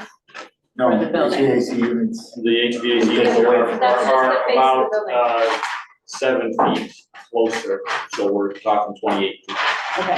I have a couple other questions after watching the ZBA meeting as well. What are the other options to having to phase this way and really not being able to utilize the space in the best way, but with the lot that you guys possess now? I guess I'm just wondering, So I'm this is the gonna let, lot that they own, so this is what they have. and every piece of conduit and all the communications gear Yeah. is coming to this location. Mhm. You can't pick another lot. Well, what's the deal with one of the questions I had was right to the south of that flag lot. There's a giant paved area there that looks comparable in size But there's a cell tower there. by the flag area. Why can't it go there? Well, they currently don't own it is one issue. I don't know if it's marketing and for sale or can they pursue it. I mean, it's a question to throw out there because if that could be reused or examined geotech wise, that would orient the building in another way. And it would utilize an area that's currently disturbed. Jamie, can I ask you a question? There's a proposed building on this site that doesn't meet the setbacks. Mhm. Our answer should simply be, it's refused, go to the ZBA. no, Isn't there some, it's here because it's a dual, situation. They want a recommendation. Because there's a lot of things about this site, about the design, about how it should be set up, to see what possibly this board wants to see what the minimal variance would be. we have, in my judgment or my belief, we have never made a recommendation to the ZBA. They've always been Yes, we have. Yeah, on what? like, if they're going for a variance, go for a variance? Yes or So no? to that argument, the ZBA requested a planning board recommendation. So whether that's ever been done before or not, it's out there. So the ZBA has asked for your input. They don't have to follow your input. I mean, they can take that input at any level that they want because they are first order board. They thought that the design elements and some of the issues Were here very were important. so important that before they're like, fine, just have your variance, that it had to come to this track. Okay. I don't remember ever doing a recommendation to the ZBA. So going back to the two buildings, because again, I think this is, I just feel like we're just squeezing it in where we can because we have to keep this building. So why, again, is there no other option for getting rid of the existing building so that you can place this with minimal variances on the lot? So I'm gonna let Gary unmute and let him talk about his work with Spectrum across the entire country. Yeah, hi, thanks, I appreciate that. This is Gary Buren with Lakeshore Construction. And to speak to that problem specifically, again, the existing hub transmission station that is there carries currently all of the facilities that are used by your community. And again, as has been already been said, What's our community? this is the fiber optics transfer station. So fiber optics come in, goes out as your signal, your Wi-Fi services, Wi-Fi, TV, phone, internet, all that comes from this station. We're providing service for what? So we're talking Fayetteville, Manlius, Gary, what's the range, I think, that Valerie's asking? I would have, I don't want to speak specifically to that, but I believe it's, about a 50-mile radius. And it's part of an integral loop that ties the fiber network in to other areas as well. So it's a critical hub for Spectrum.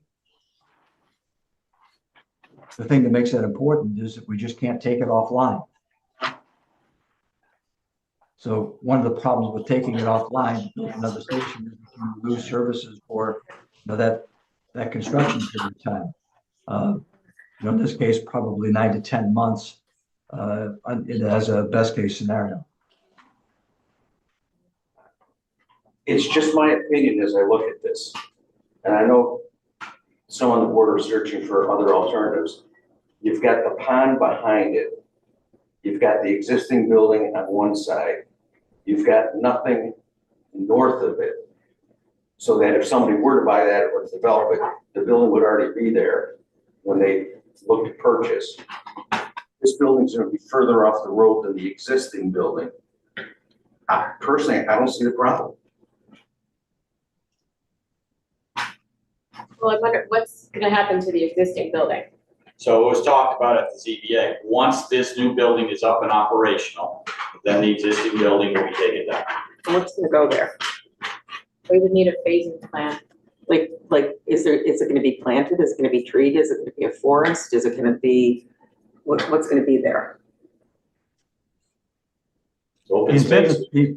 The intent at this point would be to, if and or when we vacate the existing building, then we would restore that to the existing conditions that surround it. So at this point, it's just manicured grass, lawn, be a secured fenced area. No manicured grass. That's not natural conditions. Could this just be an addition to the building? Right, I mean, what goes on inside that building? I mean, I can't imagine that's wall-to-wall equipment that you can't even walk through there, so. Have you had other sites where there's less room than this and you've had to do an addition to a building?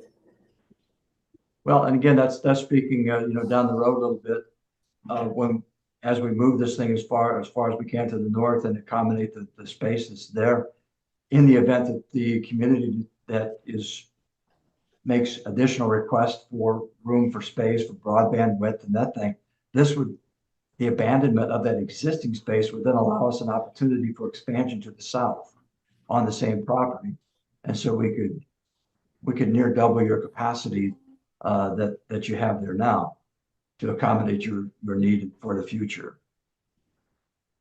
So Gary, we talked about before that the equipment that's being proposed here is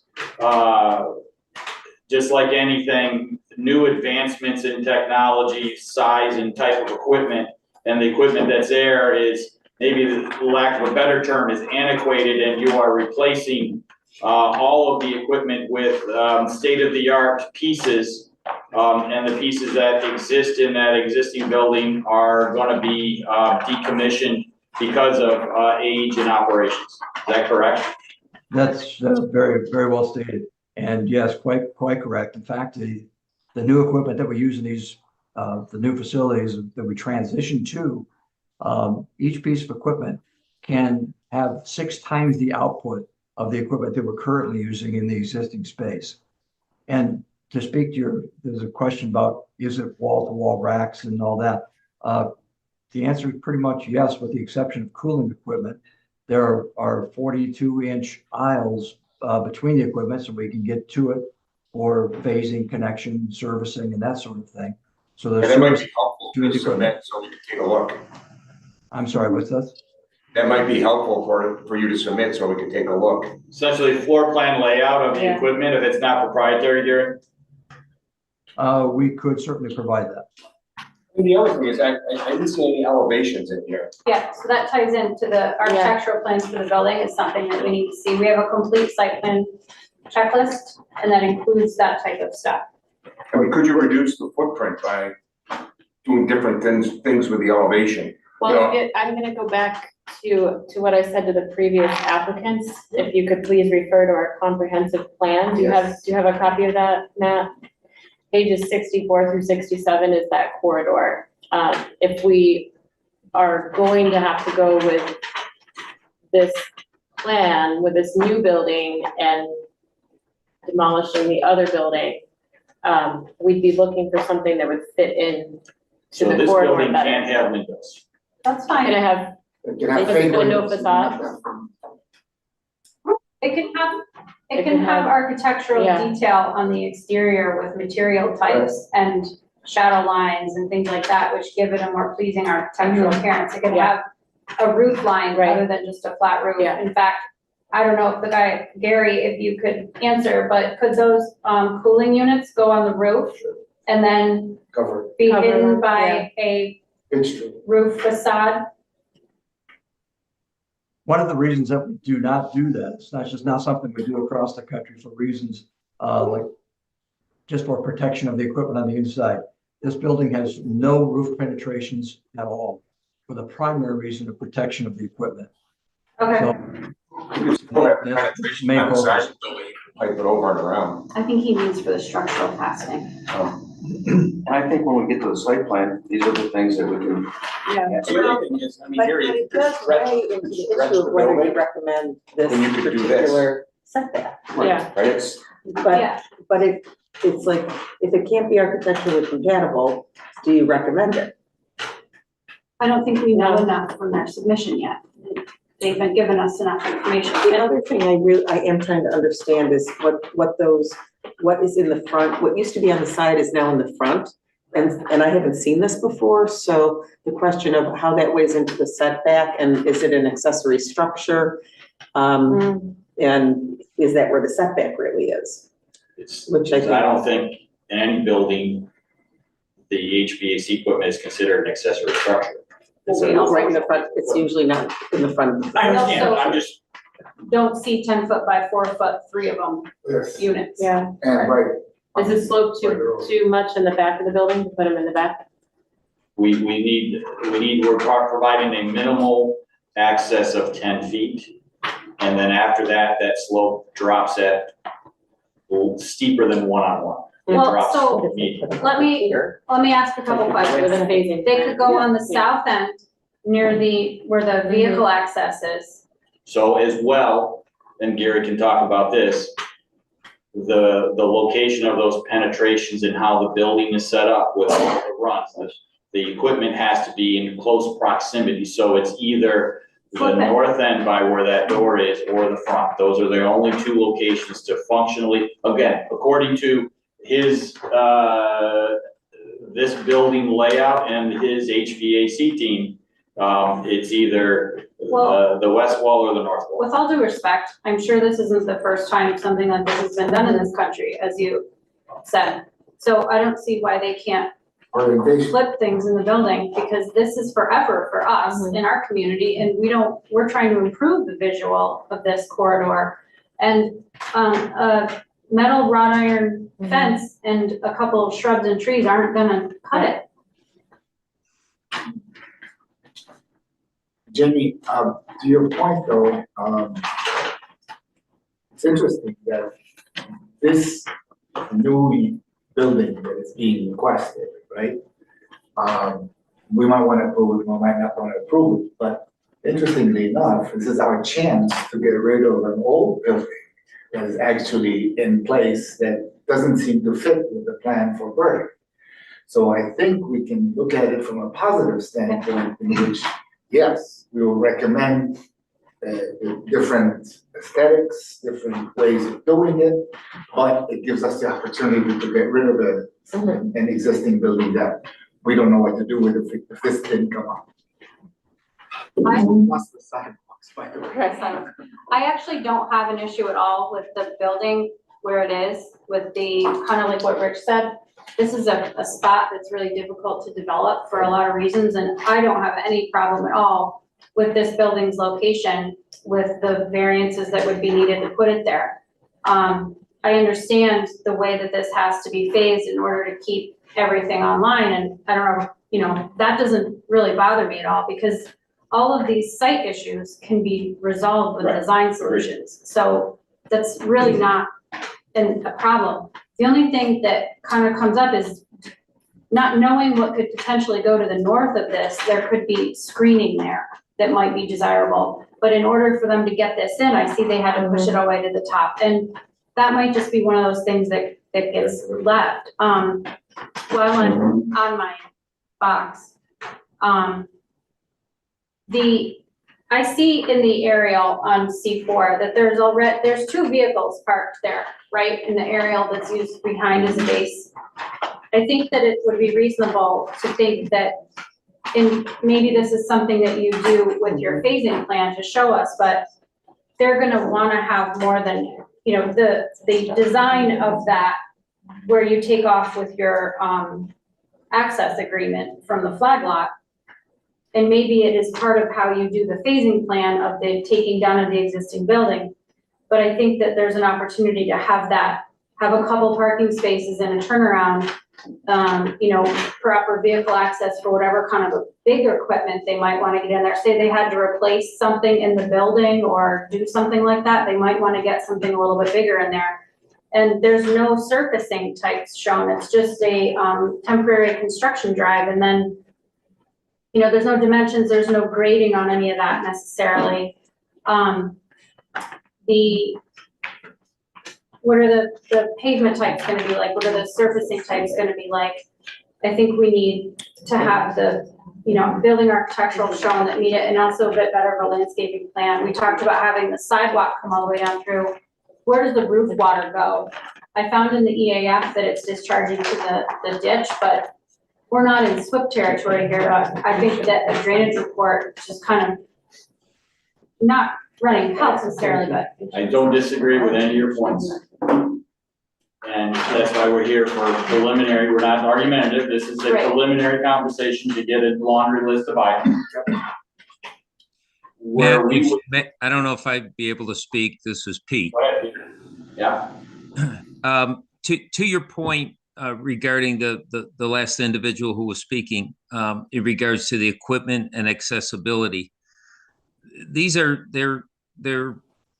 there's hundreds of, I guess you would put it, the equipment's the size of some of your routers in your homes. You know, that is the processing network. So the equipment as it comes in, as we build the building, the biggest pieces of equipment are the 30-ton HVAC units that are housed on the west side wall of the building. They would actually go in as during the construction phase. The rest of it would be coming through the door. So the accessibility, and again, just I'm going back to a point, the accessibility of the current driveway in that area where you saw the truck parked is all we really need to get that equipment in there. The service doors are 48 inches wide, 8 foot tall. It fits the racks, of which there's over 70 racks taking side by side, taking that entire footprint is server equipment with 4 foot aisles around it. So from that Question, but the fence line, you know, it's just kind of incomplete, right? Like, there's an ornamental fence with a security gate, but then when that other building is taken down, all you'd have to do is walk around it, because the fence doesn't continue around to contain the site.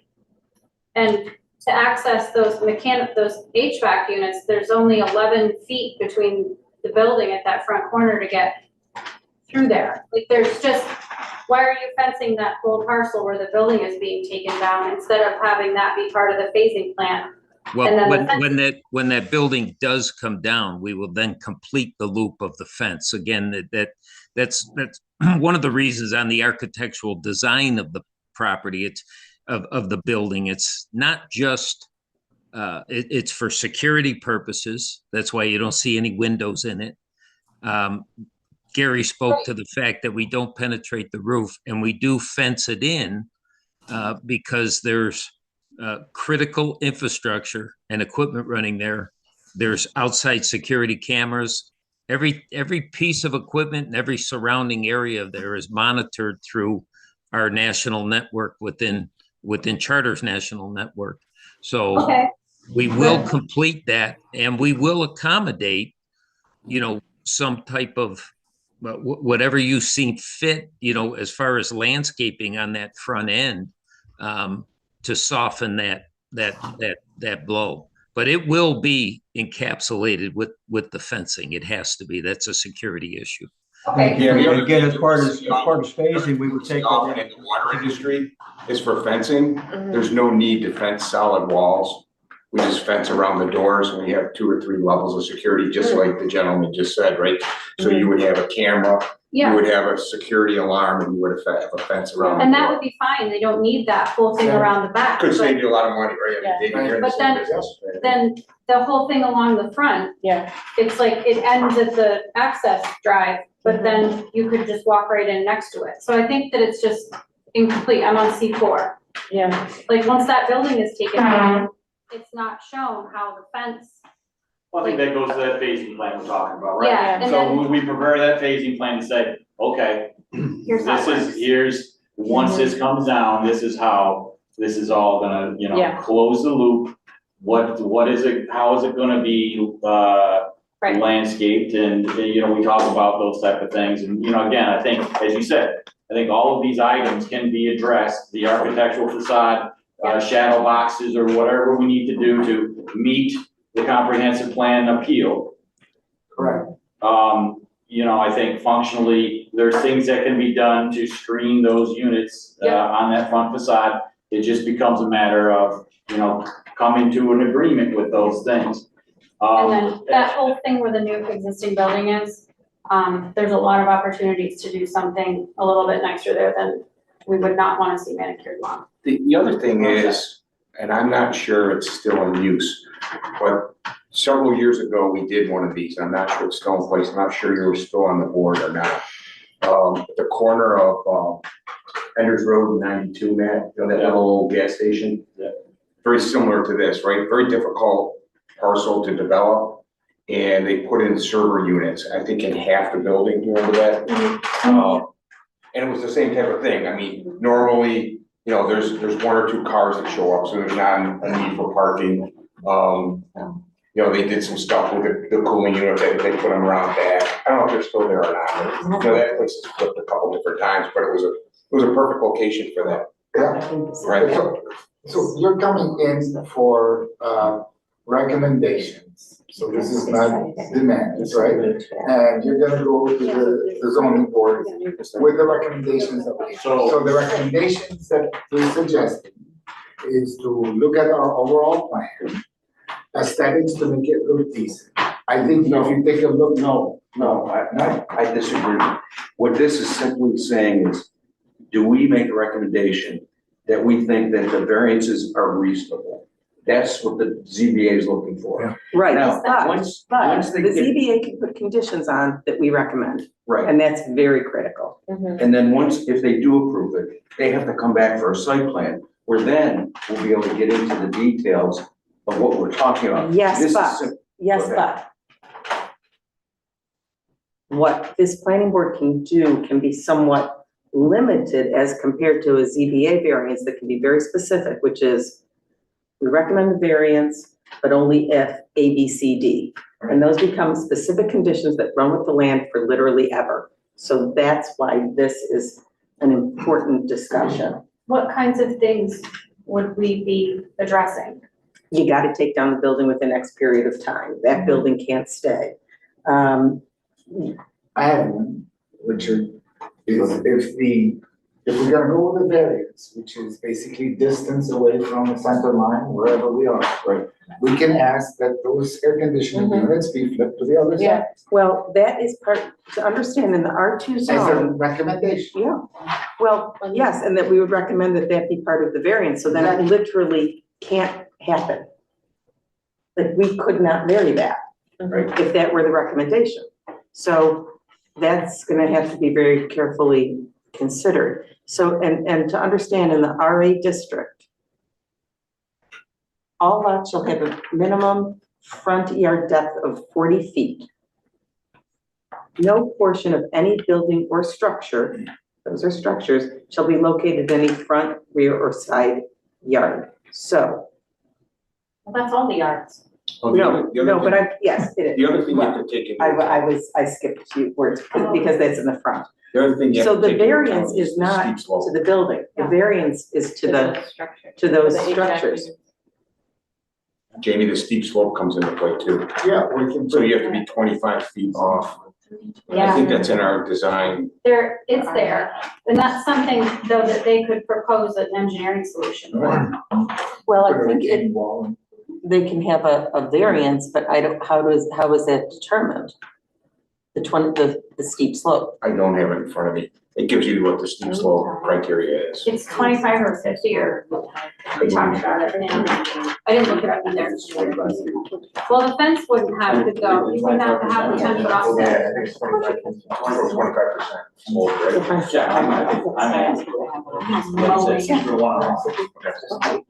Matt, what is, and maybe some of the other people on the phone, what is the option if we say, for you guys, if we say, for Spectrum Charter, if we say, no, this piece of property, it's outside the limits at this point, what's another piece of property? I mean, are there plans for another piece of property? Because as this keeps through the years, 10, 15, 20, 25 years down the road, this property is only so large. And we, as a town, are, if we did variances, we're already, we don't really like to do variances, as you know.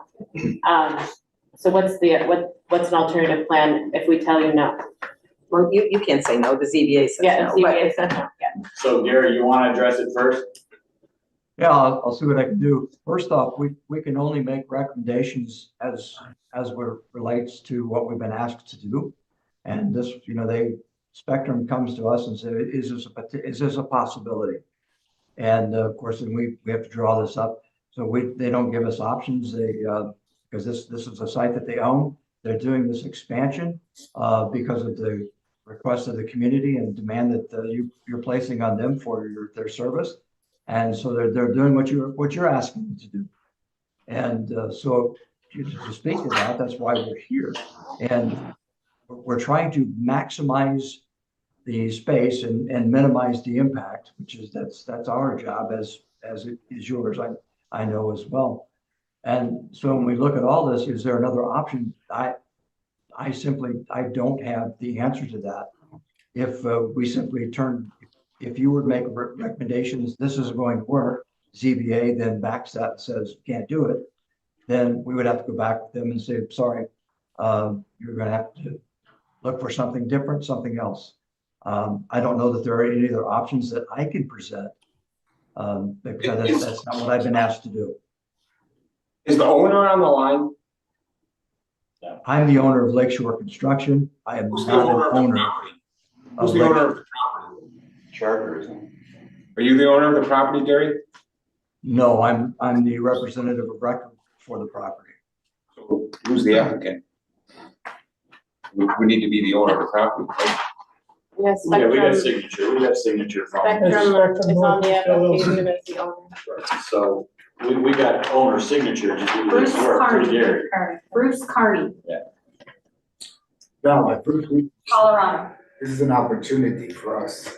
I don't think we should look at it as a negative, but I think we should put our overall plan as part of the recommendations. But it's an opportunity to get rid of, in my opinion, an eyesore and to blend it into the overall design for North Bergen. Yeah, this is an unusable property otherwise. If I this think project is an goes ideal elsewhere, and you look at these setback lines, what else would ever go here? It's an ideal use for this parcel, in my opinion. I think so. So how do we make this work? I don't see what else goes in this little triangle Matt, of setback lines. what's going inside this building? You said little routers, lots of them, 4,000 of them? It's computer racks. It's a racking Size system. of this building. So if it's a racking system, why can't you make it 20 feet high Mhm. and put racks and ways to get up and down them with, pickers, if you have to? Just have Yeah, to put them, that certainly is a potential, and the racks that we use now are nearly 9 feet tall. And then above that are 3 levels of fiber power and DC wiring that powers all that equipment. And then there's ductwork that goes above that, tied to the ceiling. So it's really, it's pretty full. What's the height now proposed? What's the proposed height? Here, I got this. And how tall is this room? What's that? It's showing 20 foot? So 5 feet taller than this room. Yeah. Yeah. That's my. Oh, after pulling the permit, and this is for who's ever on the speaker, after pulling the permit, if you get that far, how long will it take you to construct this building? This is about a 9-month construction. And then how long to take down the old building? About 9 days. We have equipment to get out on them. What was the answer? 9 days. 9 days? It takes, it'll take approximately 6 to 7 months probably to transition all the existing equipment into the new building and the new racks. Already here. So Which I don't. I thought it was all new. I thought it was all new equipment. Well, when he says transition, they have to physically, Flip all the switches. well, take the conduit runs from the existing, kind of You gotta turn them off and turn that other one on. Okay. And test it. And how they're reconnected. Okay. If I may, every individual and business that's being serviced with their fiber and internet needs here is basically isolated to a node within the existing server equipment. So that what Gary's mentioning in the transition is once we have power, cooling, both AC, DC, and all the backup and all the equipment in there, they literally will be pulling node by node by node and bringing them from one building to the other.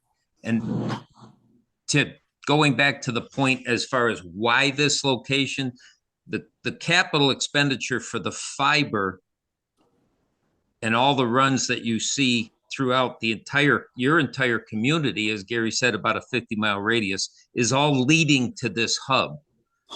So to change that in a different location would be just a tremendous infrastructure cost.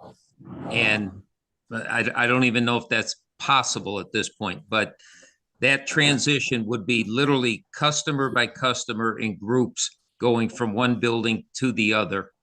And then when it is all complete, then we'd be able to terminate the other side. So I guess, what I'm hearing from this board is they're, in general consensus, not necessarily opposed to this building proposal. However, I think we have some conditions, some requests. I would like to see some thought going back to the drawing board on the HVAC units and see what else can be done with those, so they're not in front of the building and as part of a setback. We'd also like to see a phasing plan, a full phasing plan, so that we know what's going on for each step of the process and what's gonna happen with the original building. And I know some other things have been mentioned, if anyone else wants to chime in. You with wanted other to see things. architecturals? Yeah, we definitely want to see architecturals as per the comprehensive plan, like we noted, screening, With actual, which is also indicated in the plan as well for this area. We are requesting We have been requesting sidewalks along this corridor as people come in for new projects. So we'd like to see that. What else? Well, we wanted to have them look at the comprehensive plan and make sure that at least that it fits with what we're looking for this corridor that we're looking at, from aesthetics, from the sidewalk and all that stuff. We would like to recommend that you don't need the fence, that actually takes away from the aesthetics. You can actually fence the doors, like Doug mentioned. You don't have to have all that fence, which would save you a lot of money. And the air conditioning units that are in the front to be looked at, to be moved in a different location so they are not facing the main corridor that we have a lot of investment in aesthetics wise for the community. Even the southeast side. And then with the elevations, because this is an unusual style of building, you know, with no windows and the proportions and all, with the elevations and the plantings, you'll see a rendering of what it's looking like coming up and down the road and all that kind of stuff. Yeah, and the phasing plan would include, we'd like to see the planting plan for the area, especially where the building will be taken down. I don't know what the board thinks about seeing this before we make our recommendation to the ZBA, but I'd like to wait to see what they come back with. There's one more. Valerie, I'd like to ask one question. Sure. One of the reasons for setbacks is that we don't want to intrude on the property line. Matt, is it possible to do anything with the property behind you, the one that's coming in from southeast to northwest? The shape of this thing is like a So the crosshatch area that you see here, and when we look at the grading plan, frankly, the surveyors didn't even go down it because it's literally almost a vertical slope down to the pond. It's steeper than one-on-one. Okay. So we talked about, well, can you construct a wall and can you get more real estate in that area? It would be a significant and potentially unaesthetic looking retaining wall from your new project, Twin Pines. Okay, how about going north? Going north, we don't own that property, and I don't know the temperament of the owner to do a land purchase. What about my original question to the south? Again, same answer. I mean, we can investigate. That would be a great idea. We can investigate and see what.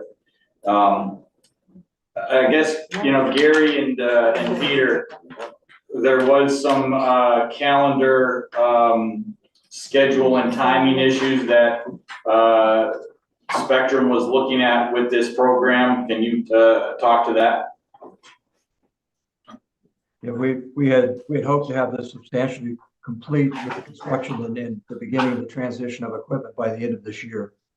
And those were just to make the deadlines and so on that we've been given based on what was asked for the need for the service that they're providing.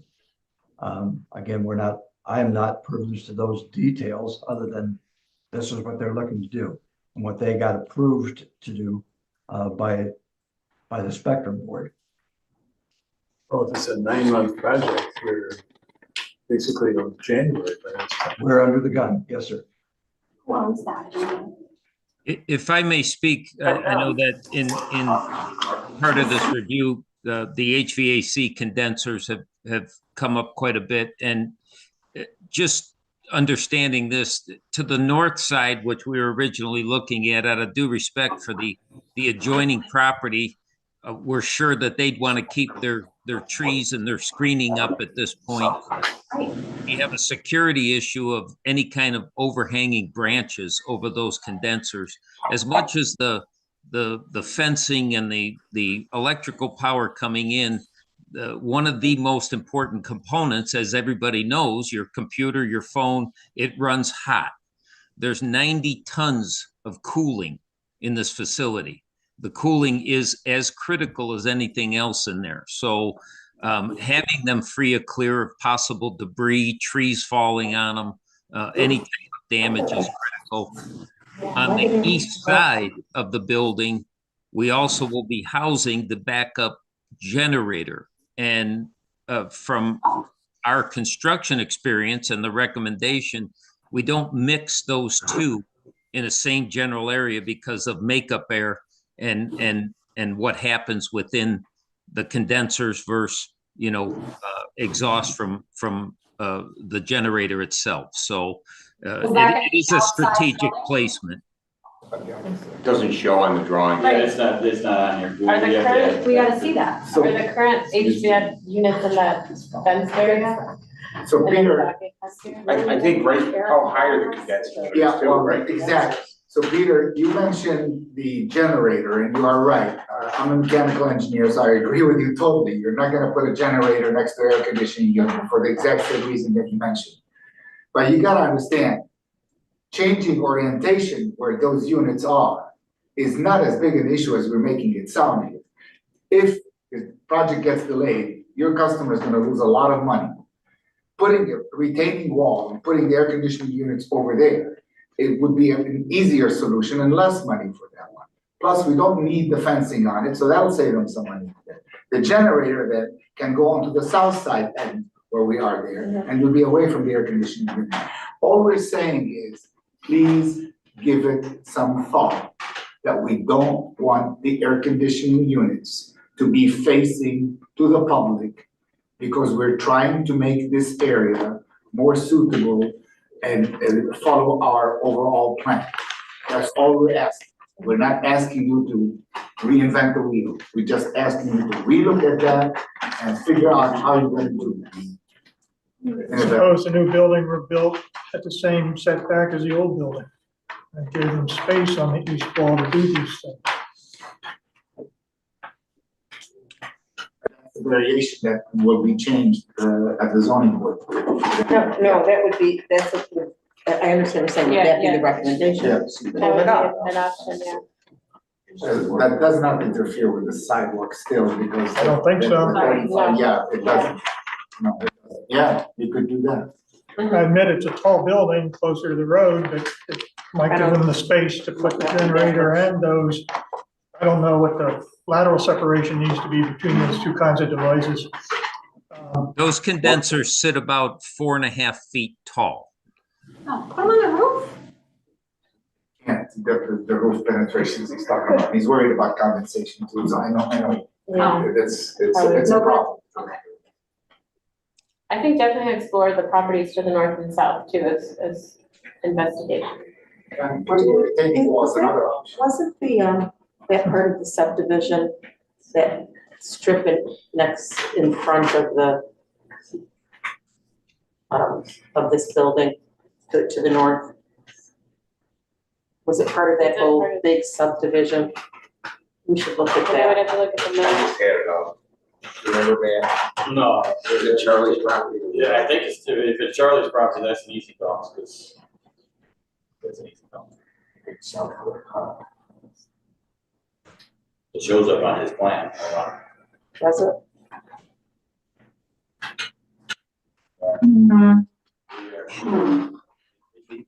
His plan was a little rough on the top center.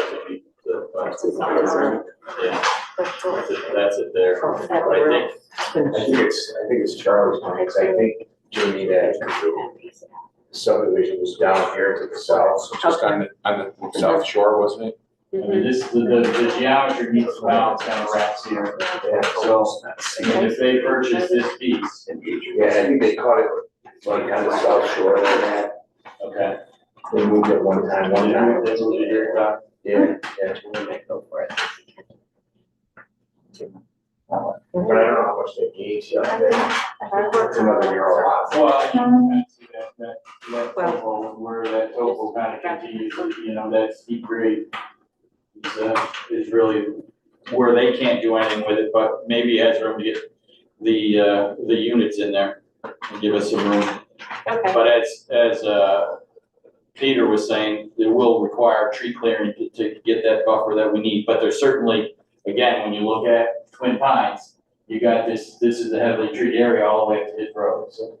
Yeah, this is probably a really simple question to answer, but could these units be somewhat set up temporarily and then put permanently on the south side of the building where the building is being torn down?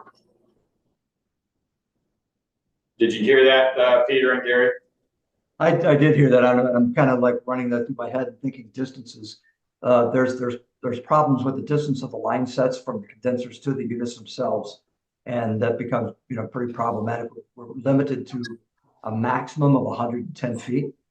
And that's really stretching with the 30-ton units. We'd like to keep them closer to 70 feet to make it functional.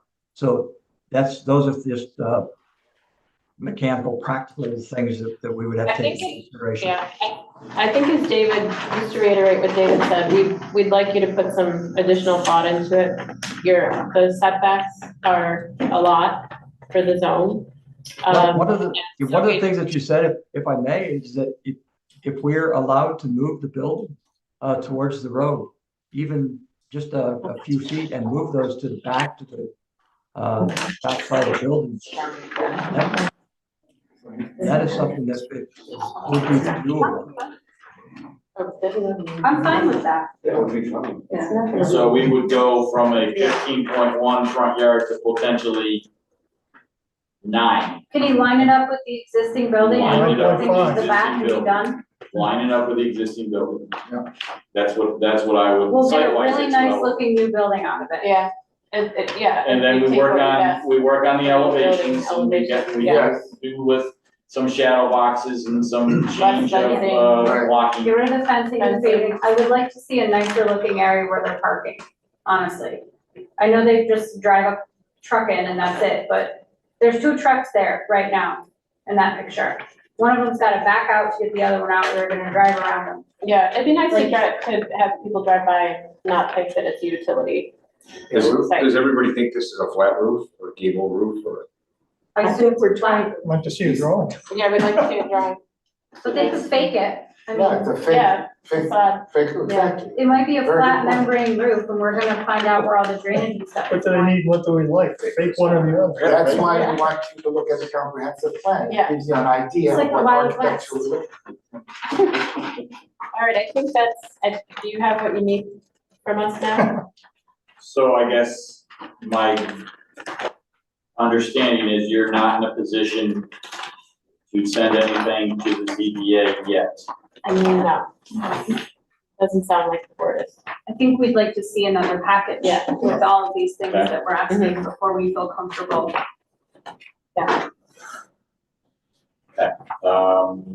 Just refresh me.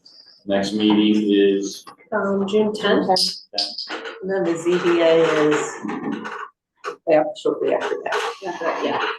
Is that, it's on the way. But the ZBA's next meeting isn't, we'll still get the ZBA's next meeting. Good. It doesn't matter if it's Yeah. if it has been next week or not, it still would be in time for the ZBA. It doesn't matter. okay, we got my laundry list. We will reconvene as a group and address everything we possibly can and get it back in. Okay. But in general, And we're there's not time, so supposed, if you have questions, feel free to ask Lisa. I have a quick question, if you don't mind. And this is Gary.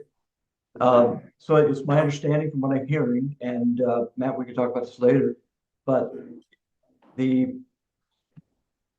path that we're going down is that we move the building and make it so that it's the same setback as the existing building, allowing us the opportunity to move units to the back, the condensing units. And if we draw everything up in that way and give all of our detailed thought to that configuration, is that something that you would support outside of all of your other things that you would normally do anyway in terms of, screening and appurtenances and that type of thing?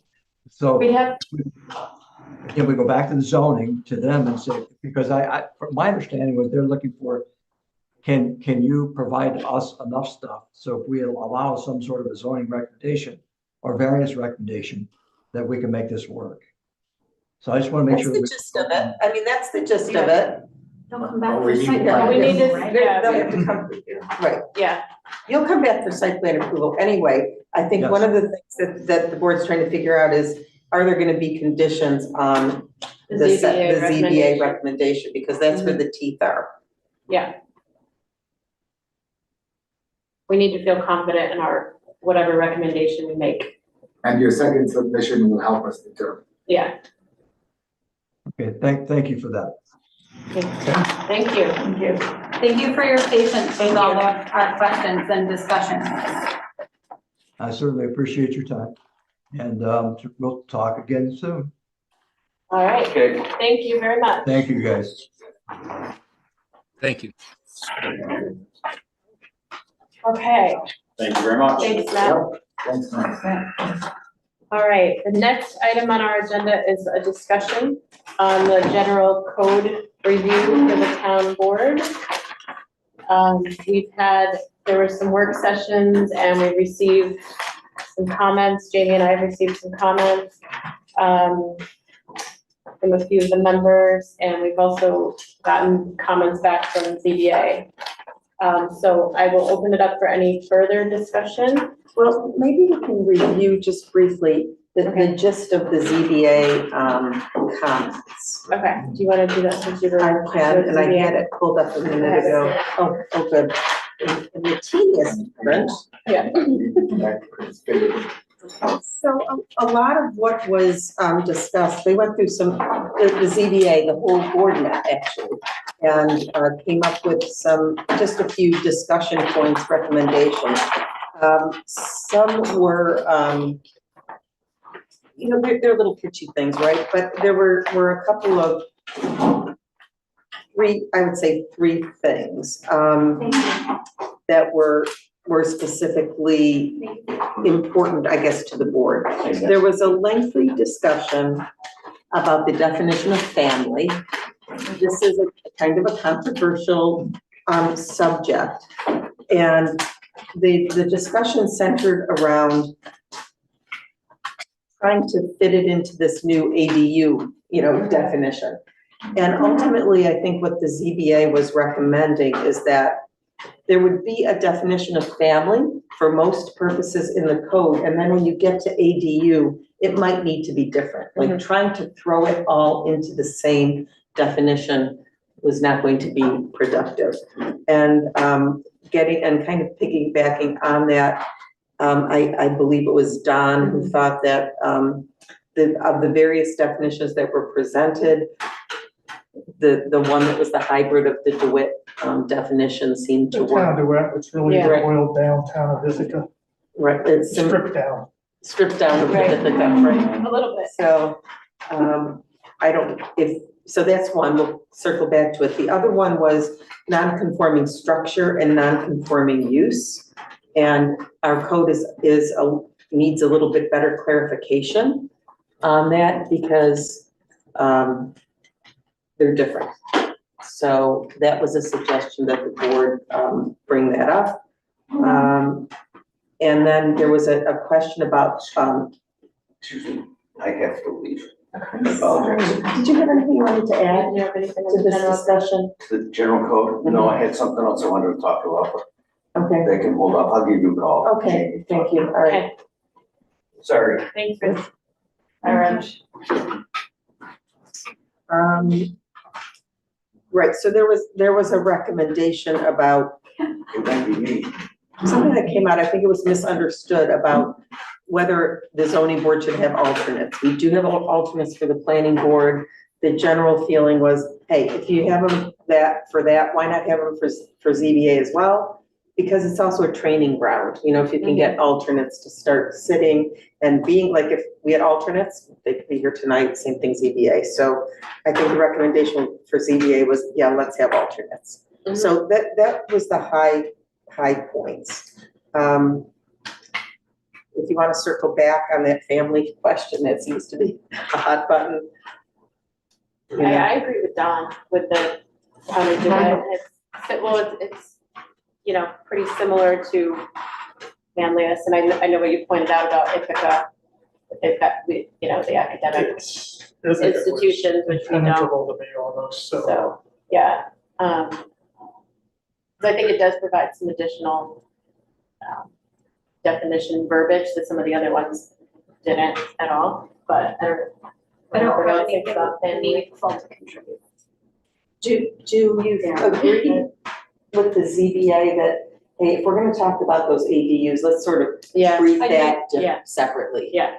And those definitions separately. Yeah, I do, definitely. because it's very specific. Mhm. And I think dragging too much specificity into some of the other stuff is problematic, and it can cause a lot of problems, because it is such a touchy. Yeah. But for ADUs, it's gonna be really important that we're I very think it's a specific. work in progress as well, so. And I agree that the ZBA should have alternate members too. I think that's a good idea. We have alternate? No. We have the ability to have alternates. I didn't think we did. We do. The town board would appoint some. Oh, I see. We have them. But then there would have to be, if the point of an alternate member is if one of us had to like give up our position Or even if there weren't a quorum on any night, that person can come But and that sit. means they would have to be present for all the meetings, just like a regular member. They should be up to date or listen or read the minutes. Yeah, That's- minimally. I don't know It's a about lot to that. expect. Yeah, well, I wondered if, can it be where a ZBA board member can be a planning board alternate and vice versa, or no? That's a good question. I think it would, I Since we're all think it kind of would keeping need, up on everything. I think it would need to be, that would need to be codified. I Well, think it's possible. Is there really actually a need in the age of Zoom and all of that? Because like so many people who are traveling or on vacation or sick or whatever can participate from Not home. under public meeting law. At least that's what I learned at the symposium. Only if you're traveling for business reasons, Okay, but not for vacation or well, sick. You can only And as long join as your and face vote. is there. I You have to be have a traveled face in for both member. and Yeah. been in, and I know you have to have your camera on and you have to raise your hand so that it can be seen, but, do we really need that? I don't know if alternates are as big of a deal as they used to be. Right, I see what you're saying. Well, we do have the option of planning board. And the issue is, do you put the option in there in case that happens for zoning board? Yeah. The other thing is, it's supposed to be, it's used as a training ground. It's Right. used so that you're not searching around for random new members. Hey, now. Not that you guys And I randomly think- great members. I think That's a there- very good point. I think it maybe came up too, because during this round of applicants, we did have some people where we thought, oh, it'd be nice to offer them something else. So, and they had interest, and it would be a good way to start learning some of the things, so. Or the person might say, wow, that's way more work than I thought. I do not want to do that. You know, that's how that happens. This meeting- That's more like. Just Maybe maybe a good, some excellent example. Like an EIT. I just, maybe we could, there was one more comment that Don had that we need. What was the other comment? I've got his. Oh, they're so. Got his. Just a couple, like number 2 and 3. Is there a process the Manlius Police Department would recommend? Oh, this is out the peddler's licenses. Yeah, there's some changes to the peddler's licenses, right? So your Well, question it is. seemed to be some open question, and I thought, well, how many peddlers are there? Other than the snow globe, not that that matters, You but do probably maybe 5 or 6 a year. it just seemed, well, who does things checking people's background? The police Yeah. do, Oh, so would we they have a did. recommendation? Very controversial We get when it comes up. complaints from neighbors all the time regarding peddler permits. Oh, okay, fine. Yeah, we do. I'm not saying don't have them. No, I'm saying- just telling you that. Is that a we do get solicitor? complaints. Yes, Soliciting? yes, Mm. we do get complaints about it all the time. And it's all across the board. Right. It's like from Cause I think anybody. somebody comes just knocking along. on doors, From the real estate to. ice cream Yeah, vendors, I exactly. mean.